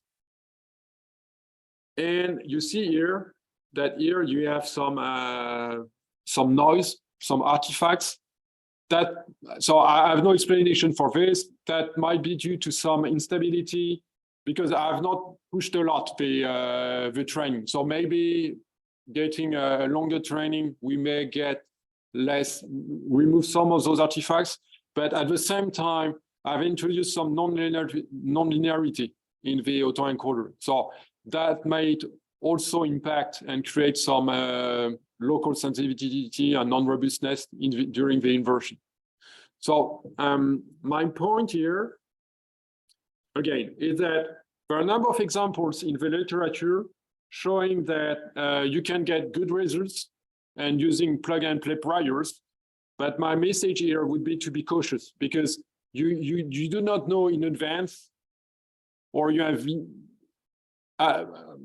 before trying, you won't know exactly the kind of performance you get, and probably depends a lot on the observation pattern. So if you have if it's a denoising problem and relatively low noise situation, probably any autoencoder would work relatively well. But if you have a very scarcely sampled observation data, then I think it would probably affect a lot more the inversion performance. Okay. Okay. So here, I'd like to go slightly deeper into this. So here we were here. So you see that when you have an autoencoder, phi of x, you may look at this as a decoder, D, and an encoder, E, right? So what here before we said that we minimized over X. When you consider an autoencoder, you introduce what we call a latent variable, which is the code, like what you get in the middle of the encoder, the output of the encoder. So here it would be natural, instead of solving for a minimization over X, it would seem natural to solve for a minimization over the latent code. So in the if I use a PCA here, it would be the projection. My latent code would be the projection onto the principal components. Okay, you get this? So here, then it would seem natural to move to this formulation, where again, here I minimize over Z rather than over X, but I can get X from Z using the decoder part. So what I mean here is that I can train an autoencoder, but for solving the inverse problem, I would directly solve this in the latent space rather than the image space. Okay. In terms of code, would be exactly the same. If we just in the very similar to what we did for the strong constraint for the formulation, where instead of solving for the entire X, we solve only for the initial condition. And you can look at the ODE solver as some kind of autoencoder of a time sequence, just knowing the initial condition. So very similar to this. What's interesting, if you look at the literature, so here, if you go to the, I think I have included this in the notebook, and if you check for this in the notebook, you can run and you'll get very similar results somehow. It may remove some local artifacts because through D here, you would expect your signal to be smoother, okay? Because all the variability you can generate is the one you can generate from the latent space, which is a lower dimensional one. Okay, one interesting next step is to say, okay, instead of now my decoder has some parameters, theta, okay? And somehow what I've done here is that I first train my decoder with respect to some data set, like for which I know my gap-free data in my case, and I train my autoencoder to get those parameters for the autoencoder, theta. And then here, again, I minimize over Z, the latent code. Next step is to say, okay, what about considering a random, if I want very long time sequence in my case, what about considering a random value for the latent code, but instead of optimizing for the latent code, optimizing the parameters of the decoder? So what you get is this formulation here. The same variational cost here, still you try to minimize the fit or maximize the goodness of the fit to the observation data. But instead of optimizing with respect to the latent code, Z, this is fixed and typically picked randomly. And you try to optimize for your specific data to optimize the parameters of the decoder. You get this? And this idea is referred in the literature as the deep image prior. So that was a paper in 2017, where you can, if you look at apply to image interpolation, image denoising, showing that using this idea, you can get very good results. Here, it's referred, do you have this? Yeah. Here in the literature, it's do not refer anymore as a learning, because the idea is that you adapt the parameter theta of your decoder specifically to one image or one signal, okay, through the minimization. And the idea is that the structure of your signal is encoded through the architecture and the selection of the architecture. And somehow, if you consider a convolutional architecture, that's a way to encode some regularity. And then because you have some in your, it works if you observe sufficiently the if y. So it works for inpainting on denoising problems. It works for inpainting interpolation if it's not too scarce in terms of observation data or sampling. But that case, you from observed part of the signal, you're gonna learn the regularity and the parameters theta, and then you use them to generalize to other parts of the signal where it's not observed directly. But interestingly, what I think is very interesting is that you see you just use the same kind of formulation, but you shift the over what you choose to minimize.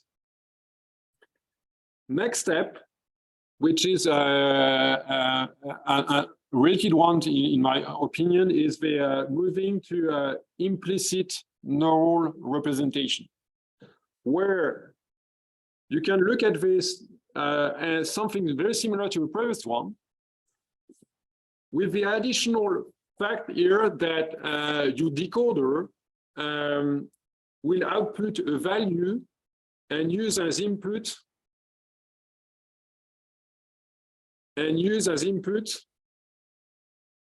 oh, yeah, I'm trouble in, okay.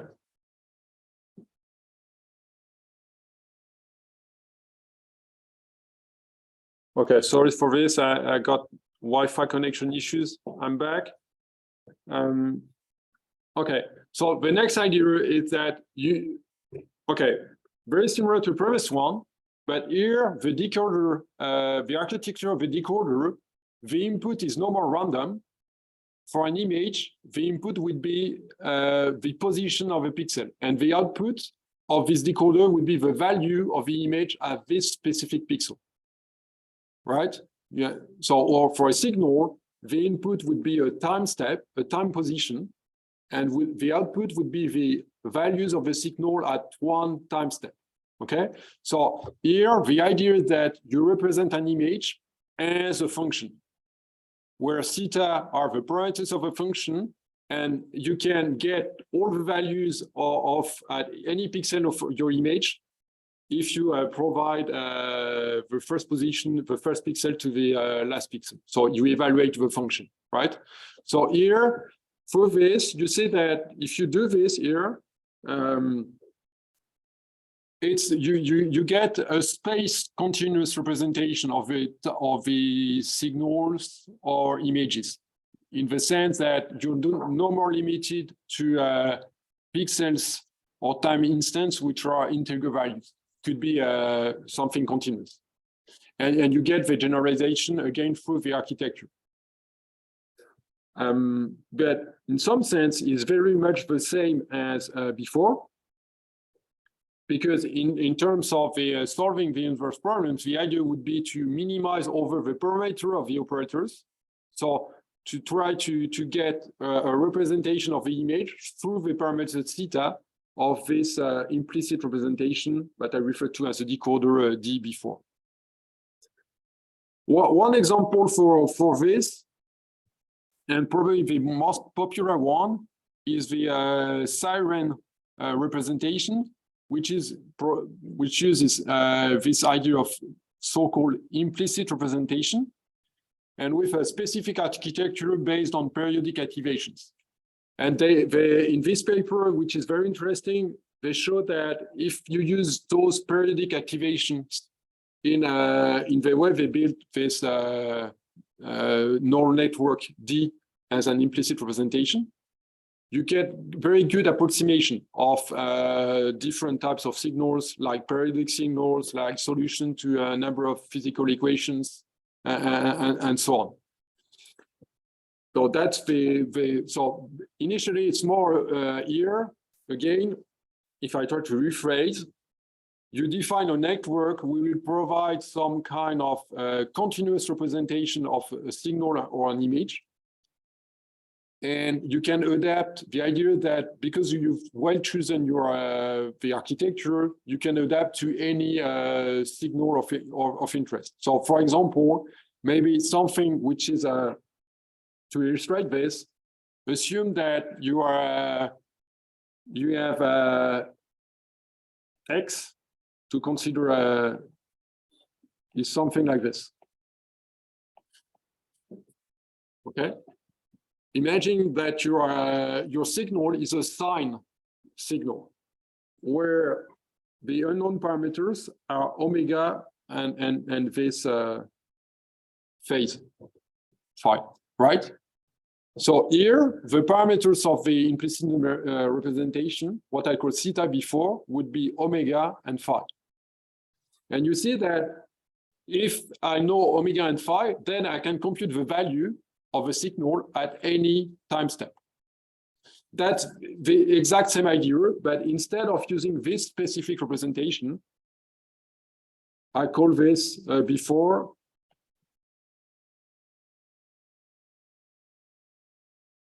I call this D of theta, theta being in that case again omega and phi.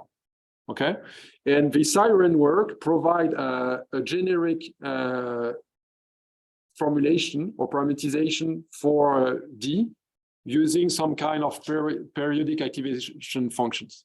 So somehow that can relate to Fourier-based representation of signals. Okay. And it's shown in the paper. It can be really provides really good approximation of signals, and then that you can use this for solving inverse problems, where again, just the same as in the deep image prior, you'll solve for the minimization over the parameters of the operator. What's also very interesting here, when you have this, is that you may add additional terms corresponding to any derivative of the because that's, or sorry, it's but if you have derivative of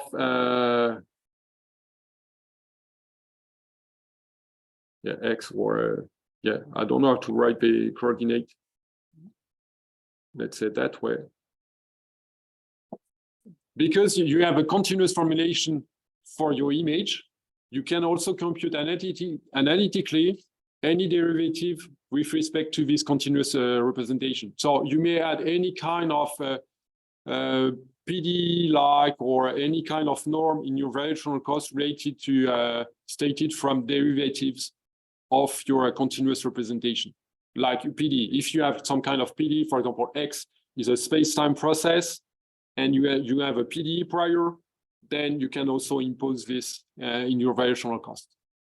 But instead of solving for the state X, you again minimize over the parameters of your implicit representation.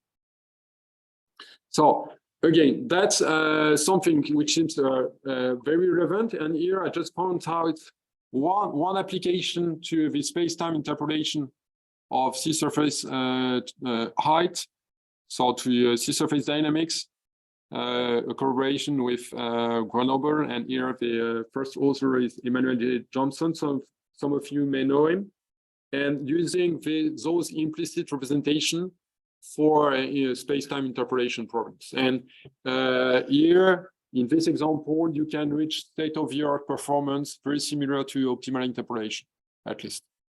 And the good news here that because you solve directly for minimization of a theta, it will scale much better than optimal interpolation in that case. Okay, so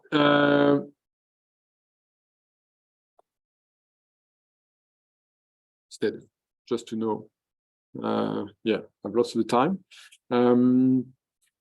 So just to, as a wrap up here, what I've just added here with respect to the first part is this idea that you can use any kind of, with the same, very similar variational formulation, you can use any type of pre-trained priors. You can directly plug to state your inverse problem formulation, and you can use implicit priors, which are probably one of the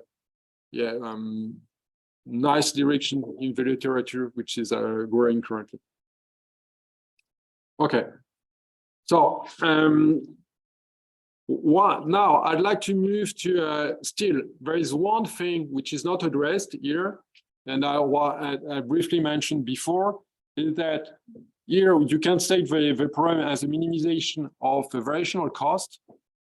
Still, you do not know most of the time how good will be the solution from a theoretical point of view, given your variational cost. Okay, you can run this in practice, check whether it's good or not, but you have no actual control on the performance nor quality of your reconstruction.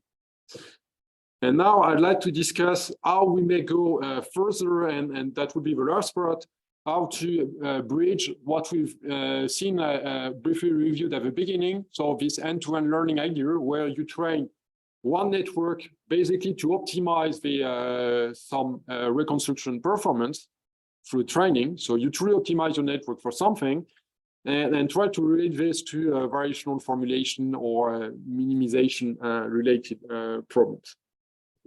And one example, but I'd like to come back to the optimal interpolation for this, because the fact, and I don't know if you know this, but we call optimal interpolation optimal because it's optimal in different ways.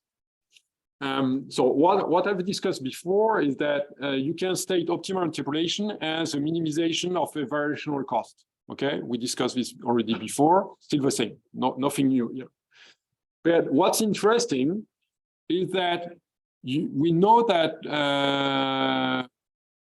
from a theoretical point of view, we know that the solution we get from the optimal interpolation is non-biased and is a minimum variance estimator. So it's the optimal interpolation is the best possible unbiased and minimum variance estimator. And it means this, if I try to restate this with a bi-level formulation, so the kind of formulation introduced by Luca during the first cruise and reviewed a bit by Alexandre a week ago, is that when you solve the solution you get from the optimal interpolation, which is this one, will minimize the variance of the estimation. So in other ways,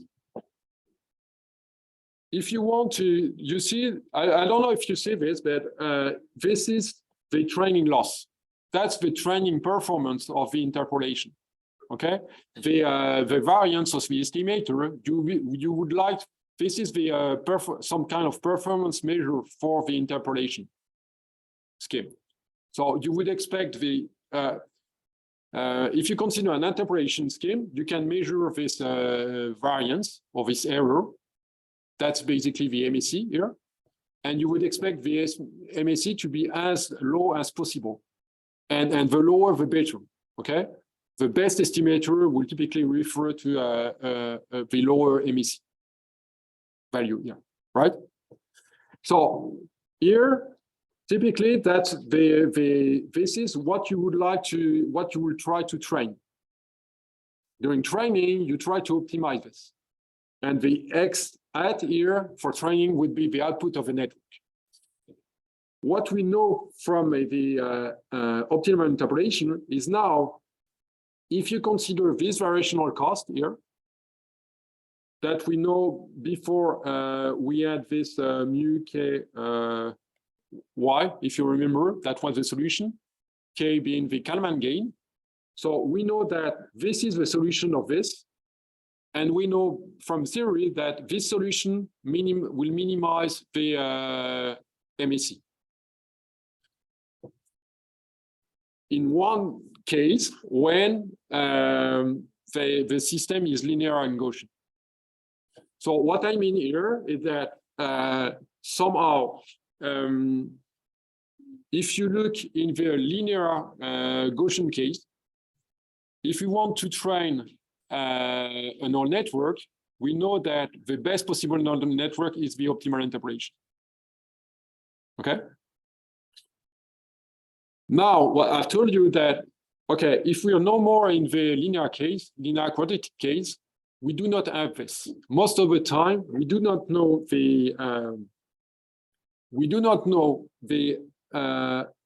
some solution. We cannot guarantee that the minimization of a variational cost would lead to an estimator which will also minimize the MAC. And typically, there's no guarantee that it's an unbiased and a minimum variance estimator. Okay, so what I mean here is that, for example, what we discussed before for the weak constraint for devar, the strong constraint for devar, that most of the time, when considering nonlinear dynamics, there is no more any guarantee that this estimator would lead to a minimum variance and unbiased estimator. Okay, so what we've looked at using a model-driven framework was how to minimize this and how to set this term. And what we've been looking at when doing the end-to-end learning was this minimization of the MAC. You see? So on one end, with the neural networks, we have ways to try to train an algorithm to best minimize the MAC. And on the other hand, we have many ways to build variational formulation. We know how to solve this, but we have no guarantee that it will lead to a good solution or the best possible solution in terms of MAC. So the question is, can we bridge and get at the same time some kind of a variational formulation, because it's a way to use knowledge on the physics, on the system, and at the same time to have a best possible performance in terms of interpolation or MAC in terms of reconstruction performance. Okay. So, and that's the idea I'd like to discuss a bit. That refers to unfolded representations. So I don't know if someone may know what unfolded representation is. So the idea, it's again another term in the deep learning literature. It refers to recurrent architectures. So for example, if you consider something like this, so some iterative rule where the iteration, or here it's t, could be k, okay, it's a time step or just an iteration, but the state at time t plus 1, or could be a layer at layer t plus 1 is the input time t plus a function of the input. Okay, so typically in a neural network would be a residual network. You can look at this. The Euler integration scheme would be just the same, many ways. So one way to sketch this as a network is the so-called folded representation. So meaning if I have the input at time t, then I feed this to network R, I get the input, and I will sum with the, I will get the output R of xt, and then I will sum to get the, with xt to get xt plus 1. And then to scale that, I need to rerun this another time for next step. I will draw this line here to tell, okay, I come back to, and then I may iterate. Now, what I will call the unfolded representation is to basically to write down this sketch and this graphical representation over a predefined number of iteration, let's say 4 here. So you see that here I start from time t and we go up to time t plus 4, and that's the unfolded representation. So in terms of deep learning architecture, the unfolded representation is the computational graph that's explicitly implemented in the machine, right? And the this folded representation is more some kind of abstract representation. You do not tell here how many times you run this. The idea is that most of, if I come back to this, when you consider minimization algorithms for variational cost or for energy functions, most of them refer to iterative algorithms. So one example for this that we discussed before was this, the gradient descent.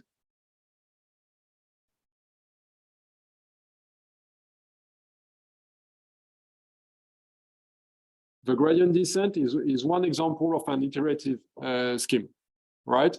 So you could, if you consider, if you run a gradient descent over 4 time steps, you could write it that way, where R here would be minus lambda,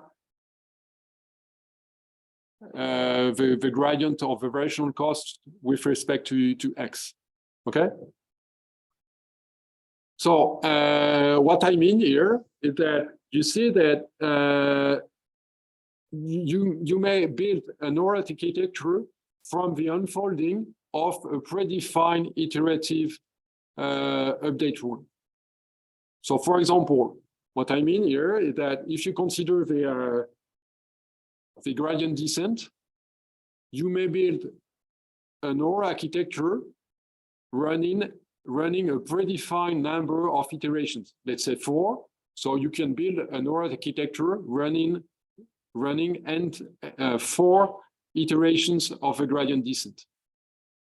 Okay, so here that would be your initial condition for the gradient descent, and you get the state after 4 iterations here. But you could build another architecture with, let's say, 10 iterations or 100 iterations. This very basic idea applies to has been applied to many different iterative algorithms. So the gradient descent I mentioned, that has been applied to and have been applied for inverse problem formulation, because there has been quite a literature on iterative optimization algorithm to solve variational cost for inverse problem. So you may I don't know if you know this, but reaction diffusion PDEs, for example, have been used, like the heat equation, for example, is a very simple example of a PDE used for denoising purposes, for example. So, for example, you can build an architecture where the R here would be the Laplacian operator in the heat equation. That will be defined. That will define some kind of image denoiser based on the heat equation. So that then you may generalize this to other types of reaction diffusion PD. Okay. I will go into this, but fixed point algorithms or ADMM, which are specific optimization algorithms, may also be, you can start from this in the same way, build neural architecture just in the same way, where for each block you use the ADMM or fixed point rule. So my question might be, if you do so, what do you gain here? Do you have idea on what, for example, if I go back to maybe this example of the heat equation, of the denoising of an image using the heat equation, designing my neural architecture as running n steps, n times, n iterations of the diffusion process. What could I gain use it to move to a neural network to implement this, compared with running this in, I don't know, MATLAB, Python? What would be the interest? You have a long-term constraint on what you could be. The fact, but what's good in learning is that we're able to learn. Okay, the first point. So probably the first thing would be to think about what could we learn, because you built your neural architecture, meaning that if some parameters are not known, then you can train them from the minimization of the denoising performance, of the reconstruction performance. So what could we know in, or not know in the denoising example, in the heat equation, for example?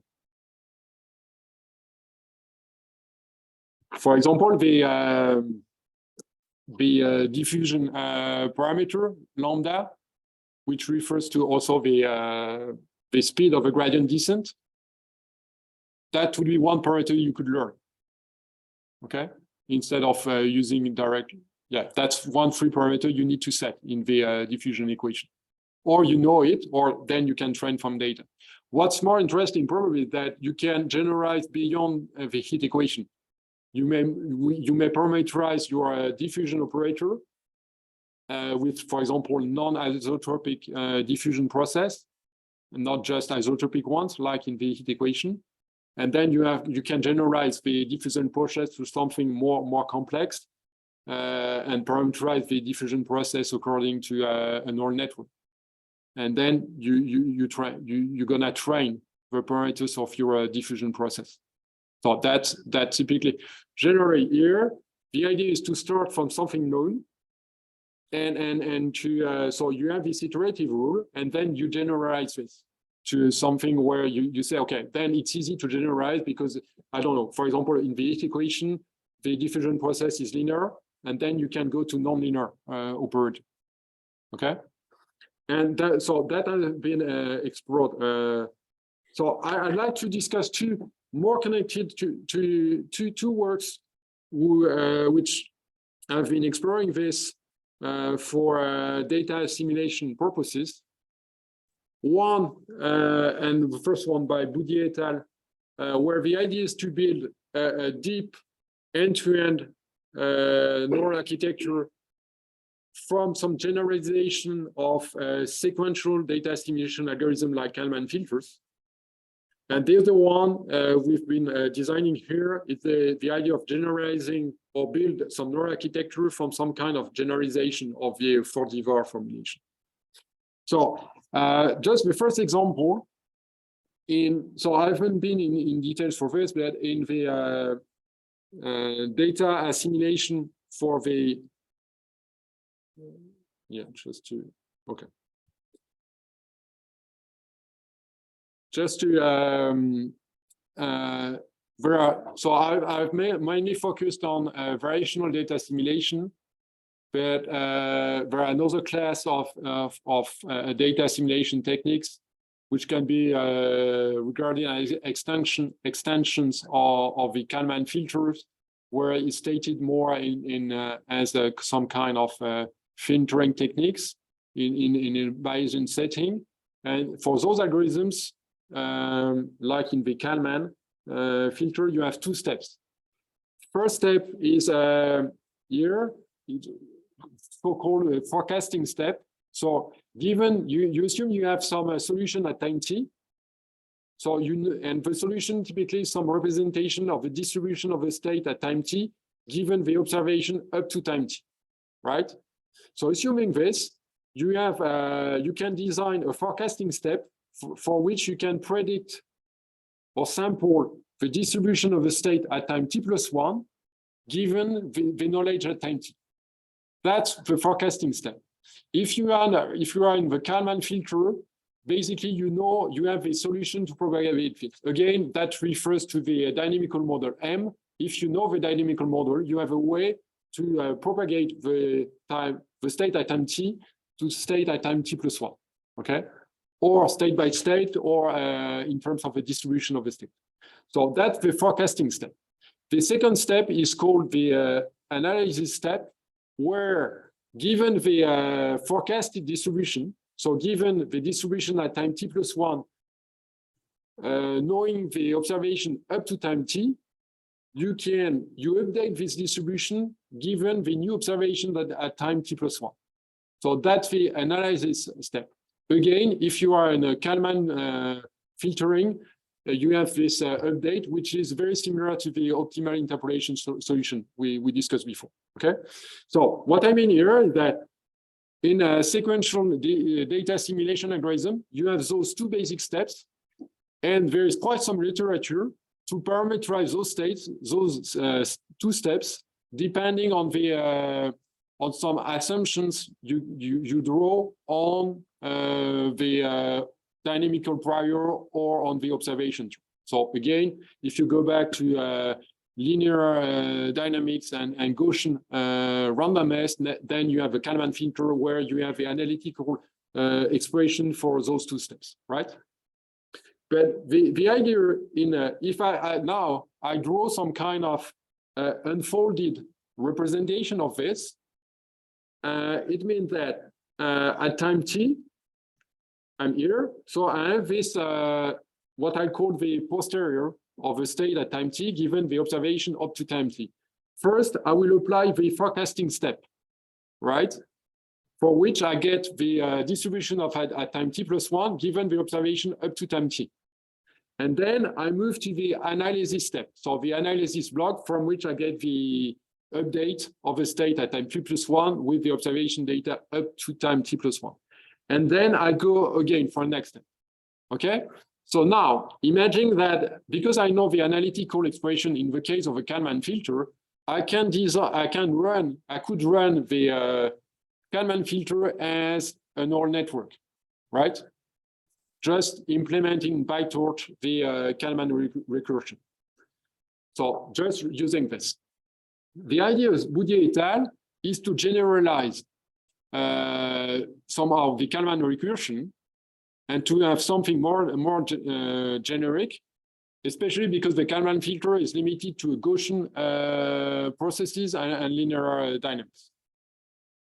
And the idea is to mimic somehow the same kind of unfolded representation, and that way. So again, instead of what I will introduce here is some kind of latent representation Z, which is some kind of representation of the distribution. Could be some parameters of the distribution of the state, could be other ways to represent the distribution. Okay, like an ensemble of members. Okay, but Z T here is this representation at time t. So that's equivalent somewhat, that's a generalization of the X at time t, given the observation up to time t. The idea is that from this latent representation, I will be able to compute the mean state, which is the reconstruction at time t. So that will be what I call here PNN, which you can look at this as some kind of reconstruction operator or some kind of projection operator to map the latent representation Z to some actual physical state. So now, because I have these two elementary steps, the forecasting and the analysis, so now I will have, I need first to forecast, to move my latent representation at time t to time t+1. So here I define some forecasting model called M. That's the first block. And the second block would be the analysis, which is the update of my latent representation at time t+1, given the new observation at time t+1. And the idea here, so you see here that because I unfold this over a number of time steps, that the kind of neural architecture which are suited to this are recurrent architectures. Okay. So the idea would be to parameterize the operator M and A using recurrent networks. So if you go to linear recurrent networks, it's basically you go back to the Kalman filter. But if you use LSTM or nonlinear ones, then you have some kind of generalization of the Kalman filter. So that's the basic idea of this paper. So and with some kind of demonstration of how it could work for in the case of Lorentz systems. Then you from there. So the good thing here, because if you define this again, you can try to train this model end to end, so that from using it, try to get the best possible parameters for M, A, and P here, so that you get the best possible reconstruction performance. Okay, and in Boudier et al, they develop different strategies, or they explain how they solve for this. In my understanding, they show that they can reach state-of-the-art performance, in some case even improve the classic state-of-the-art sequential DA algorithms. Okay, the other idea is to apply the same kind of idea, but for the variational DA algorithm. So why? Again, because yeah, here again, what I've sketched here is the unfolded representation of the gradient descent of a variational cost. So here it's no more. So what's important here? Here it was the time. Okay, here it's no more the time, it's the iteration step of the gradient descent, right? But you see that if I have a solution at time at iteration k minus 1, then I need to compute the gradient. So that means I need to compute the variational cost. Then that's a block. I have the block for computation of a gradient. Then I multiply this by my gradient step. And then I can update the solution. And then I can feed this to the next step and so on. Okay, so the difference here is that there is nothing like an update with new observation. It's just the gradient step of the algorithm. But again, here you see that if I run this a predefined number of iterations, in the same way, it builds a neural architecture from which I provide as input observation data and an initial condition to the gradient descent, and I get as output some kind of a reconstruction. And then I can try to train my parameters of my model in some kind of supervised way. So do you have ideas on what are the trainable parameters? What would be the trainable parameters in this setting here?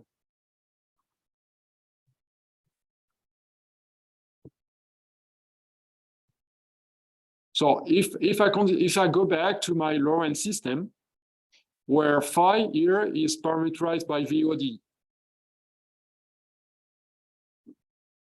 assuming what would be the parameters I could train or not in that case, if I implement if I define a neural architecture, which is the implementation of this gradient descent over let's say 10 iterations.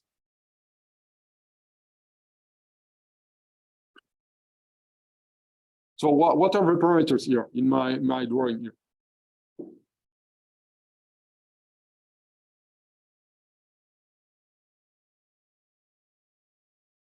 No idea?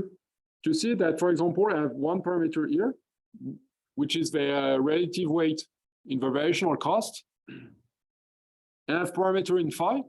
So, or I assume I fully know all the parameters of the ODE of the Lorentz system, or I may not know them. Okay, I may know the form of the equation, but I may not know the parameters. So that may be something to learn. And you also see that. So here I have no parameters because that's just the computation of a gradient. And you see here the lambda parameter, which is a gradient step. So that's also a parameter that might be tuned or learned. Okay, so the gain here in the of implementing the gradient descent as on a network would be that potentially I could expect to learn unknown parameters in a supervised way, so that I optimized the parameters of our model to get the best possible reconstruction. Okay. Yeah. Okay. I will go there. So, and then again, the same way as before, we look for some kind of generalization. And what we can generalize here is, okay, so let's say that we are very, very happy with the variational formulation. We don't want to change this. We want to stick to this somehow. But still, we've discussed before that phi might be parameterized from an ODE, or we may be free to move to other types of parameterization for phi. So we've discussed before autoencoder like parameterization, UNets, and so on. So we could say, okay, maybe here, if I do not know the representation of my dynamics, I may also consider trainable priors. Okay, that's the first type of generalization I could consider. The second one is that instead of considering a fixed step gradient descent, I could consider a more complex recurrent rule here using a recurrent network like LSTM or any kind of recurrent networks. The reason for this is that this has been explored. There are a number of demonstrations that you can use recurrent networks as a way to learn gradient descent. So there are some insights into this. So it would seem natural that instead of the times lambda, to have something more complex using, for example, an LSTM. And the idea would be possibly to speed up the convergence of a gradient descent. Okay, to go faster in convergence, because you may know that the fixed step gradient descent is not very fast in terms of convergence. So in the end here, let's say that what you can expect to train are those two components. So some part of the some components of the variational cost, and R, which refer to the solver somehow to get the best possible solver. And again, what's important here is that you can expect to train this from in terms of minimization of the reconstruction performance.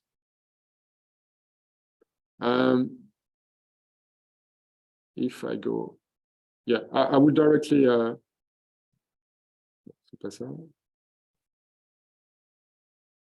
Okay, so if I will just explain a bit this and show some results for this. Yeah.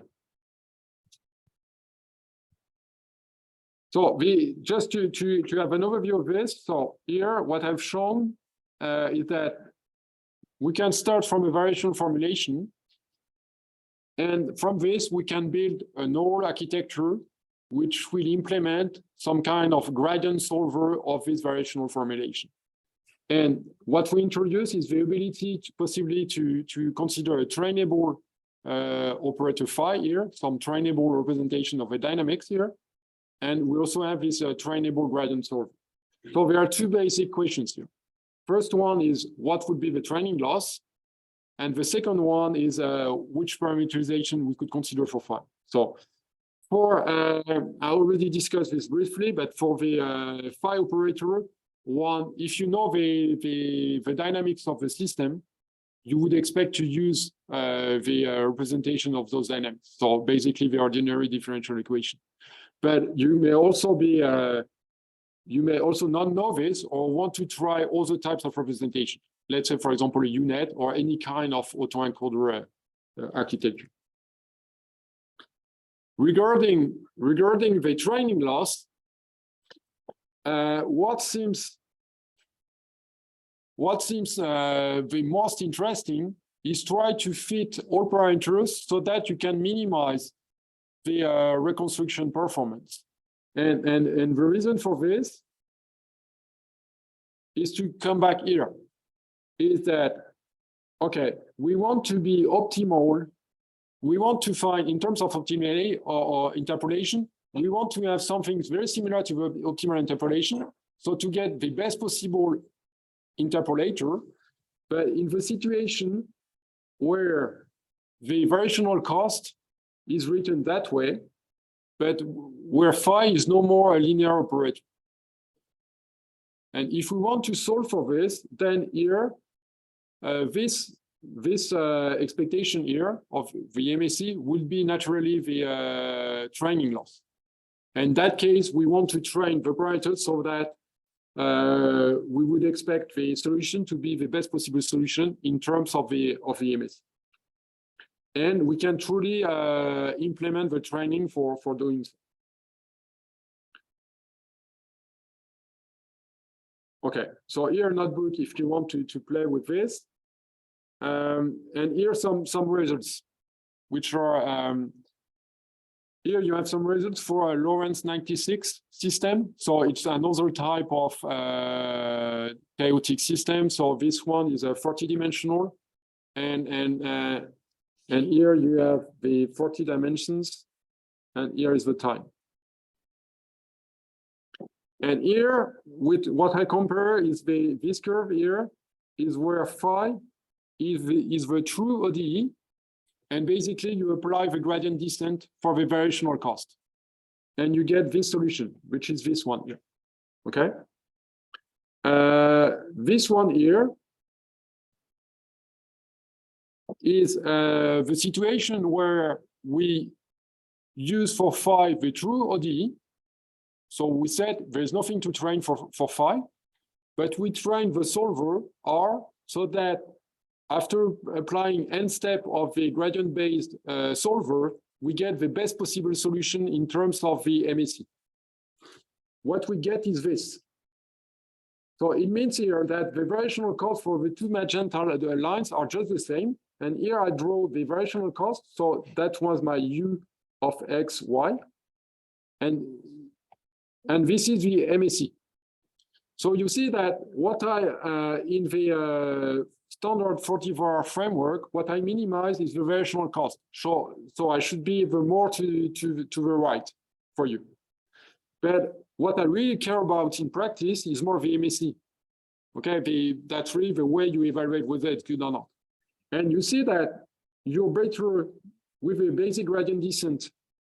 You're better because you optimize variational cost. You're better in terms of the variational cost, but you're not as good as the MAC compared to training the solver to best minimize the MAC, where you're not as good in that case. You're not as good in the variational cost you get. So you do not get to the best possible value in terms of variational cost, but you're better in terms of the reconstruction performance. So that probably relates to what we discussed before, to the fact that the true state does not necessarily refer to the minimizer of the variational cost. And the last one here, so this one here, is the situation where, which is here, where instead of using the ODE for with known parameters for phi, we use a UNet for phi. In that case, you see that you will get even best performance in terms of reconstruction performance. So it means here that the best possible reconstruction performance we have here is then we do not use the true representation of a system to reconstruct the system. Okay, which might be, in other words, it says that the true prior might not be the best one in that specific case study, where we have this random observation pattern. I haven't mentioned this before. Okay. Yeah, I will skip this probably. So maybe a summary overall for this.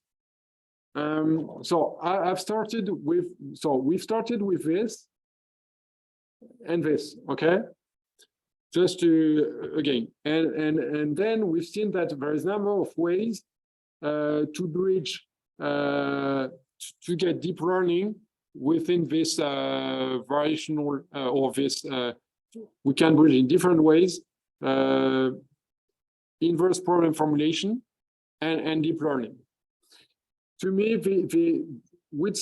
what seems probably, theoretically speaking, the most promising is this way to bridge model-driven representation and generalization in this deep unfolding class of techniques, because that way you get both the end-to-end learning strategy you can get with deep learning schemes, and at the same time you benefit from the knowledge on how to design the algorithm for data assimilation.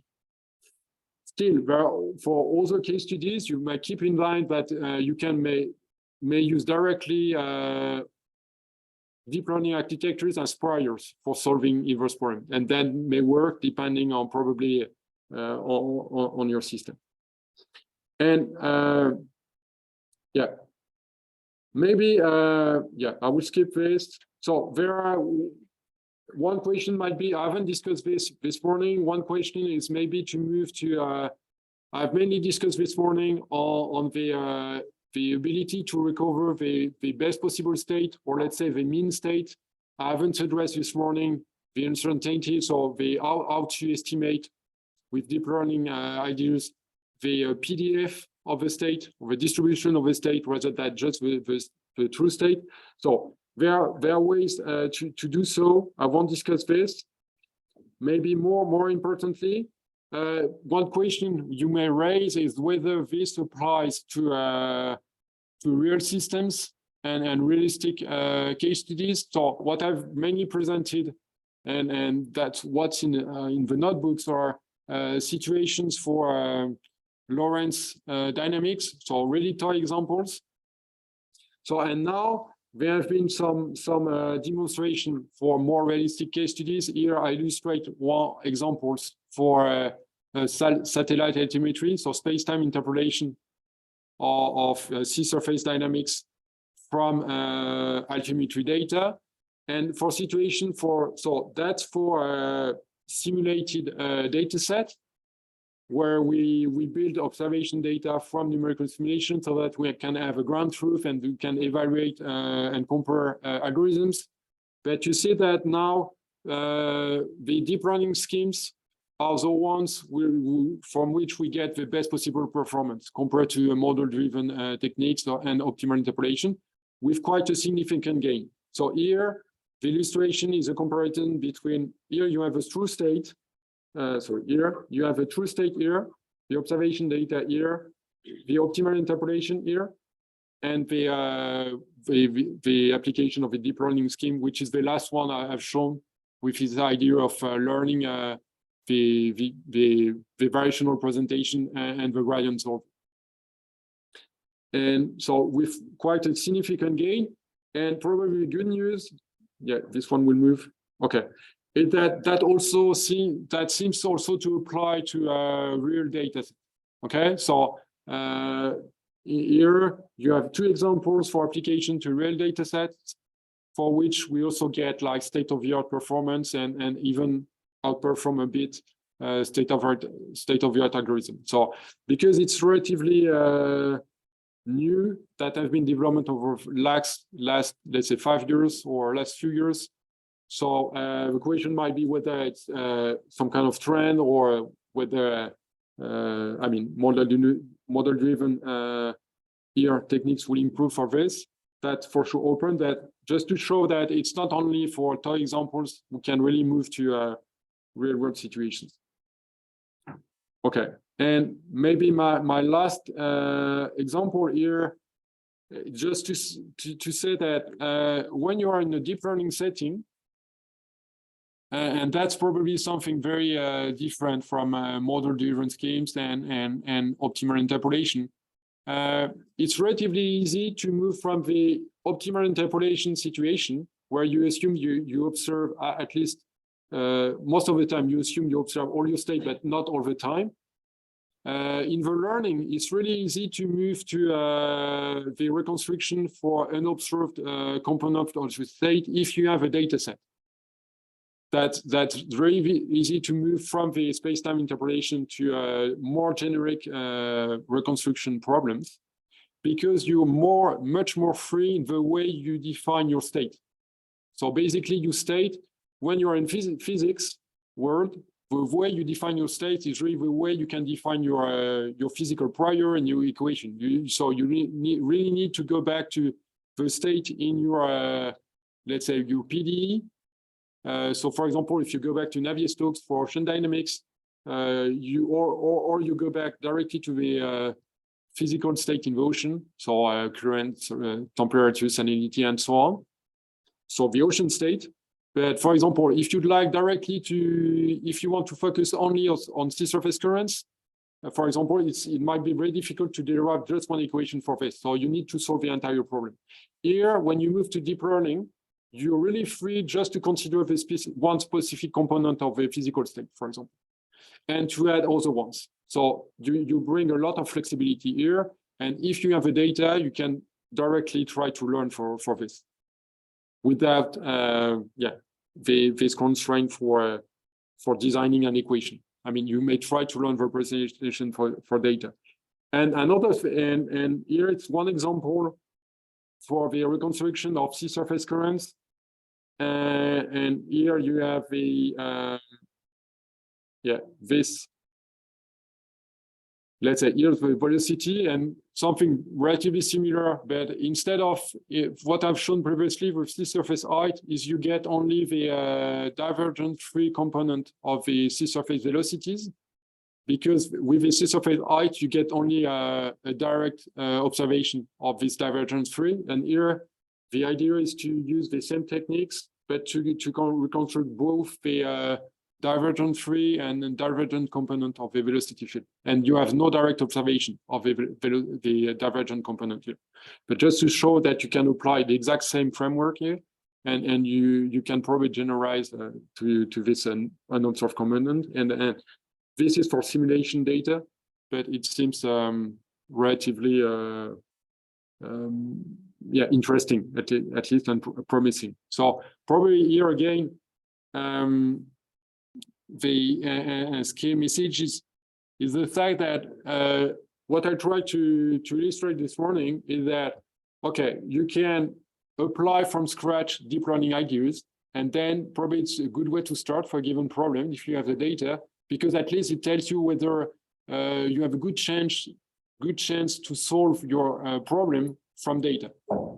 If it doesn't work at all, that way, it's probably unlikely that you get you'll get a solution, a normal solution for your problem. Still, very often for a given problem, you have many ways to solve this using model-driven ideas, and probably then it's good to, next step is really to move to a way to bridge those model-driven ideas and deep learning, and then probably you would improve a lot the performance, especially in that case. I don't know if I wasn't, I have no example here, but when for situations that actually we processed here with satellite observation for sea surface, the sampling is very scarce, and when you apply direct learning techniques, you get not so bad solution, but you have local artifacts which are often generated. And it seems that when we move to this hybrid techniques between model-driven and deep learning, you get rid of those artifacts, probably because the underlying model-driven representation is better suited to the inversion problem. So keep in mind that you can really move to so basically this idea of trainable data assimilation framework or inverse problem solver basically relate to the idea of implementing in networks ideas coming from the algorithm which were implemented with model-driven techniques, and then you can really generate things. And last thing is I think important for practical application if you think about the way we design a data assimilation system for operational application, the cost is so high that you develop your dynamical core, and then you use this. So you design the best possible dynamical system, representation of the system for numerical simulation, and then forecasting, and then interpolation, and so on. But you use the same dynamical core for all tasks. Here, from a learning side, it may tell us that there might be other strategies for this. That maybe it's you could consider application specific settings rather than generic all-purpose one. And so that's probably one of the things that will, in my opinion, emerge in relatively soon. But that we need like more flexible ways. So for sure, we need those dynamical cores, for sure. But we may have other types of representation and numerical tools to be used. So that's it for me. So I stop here.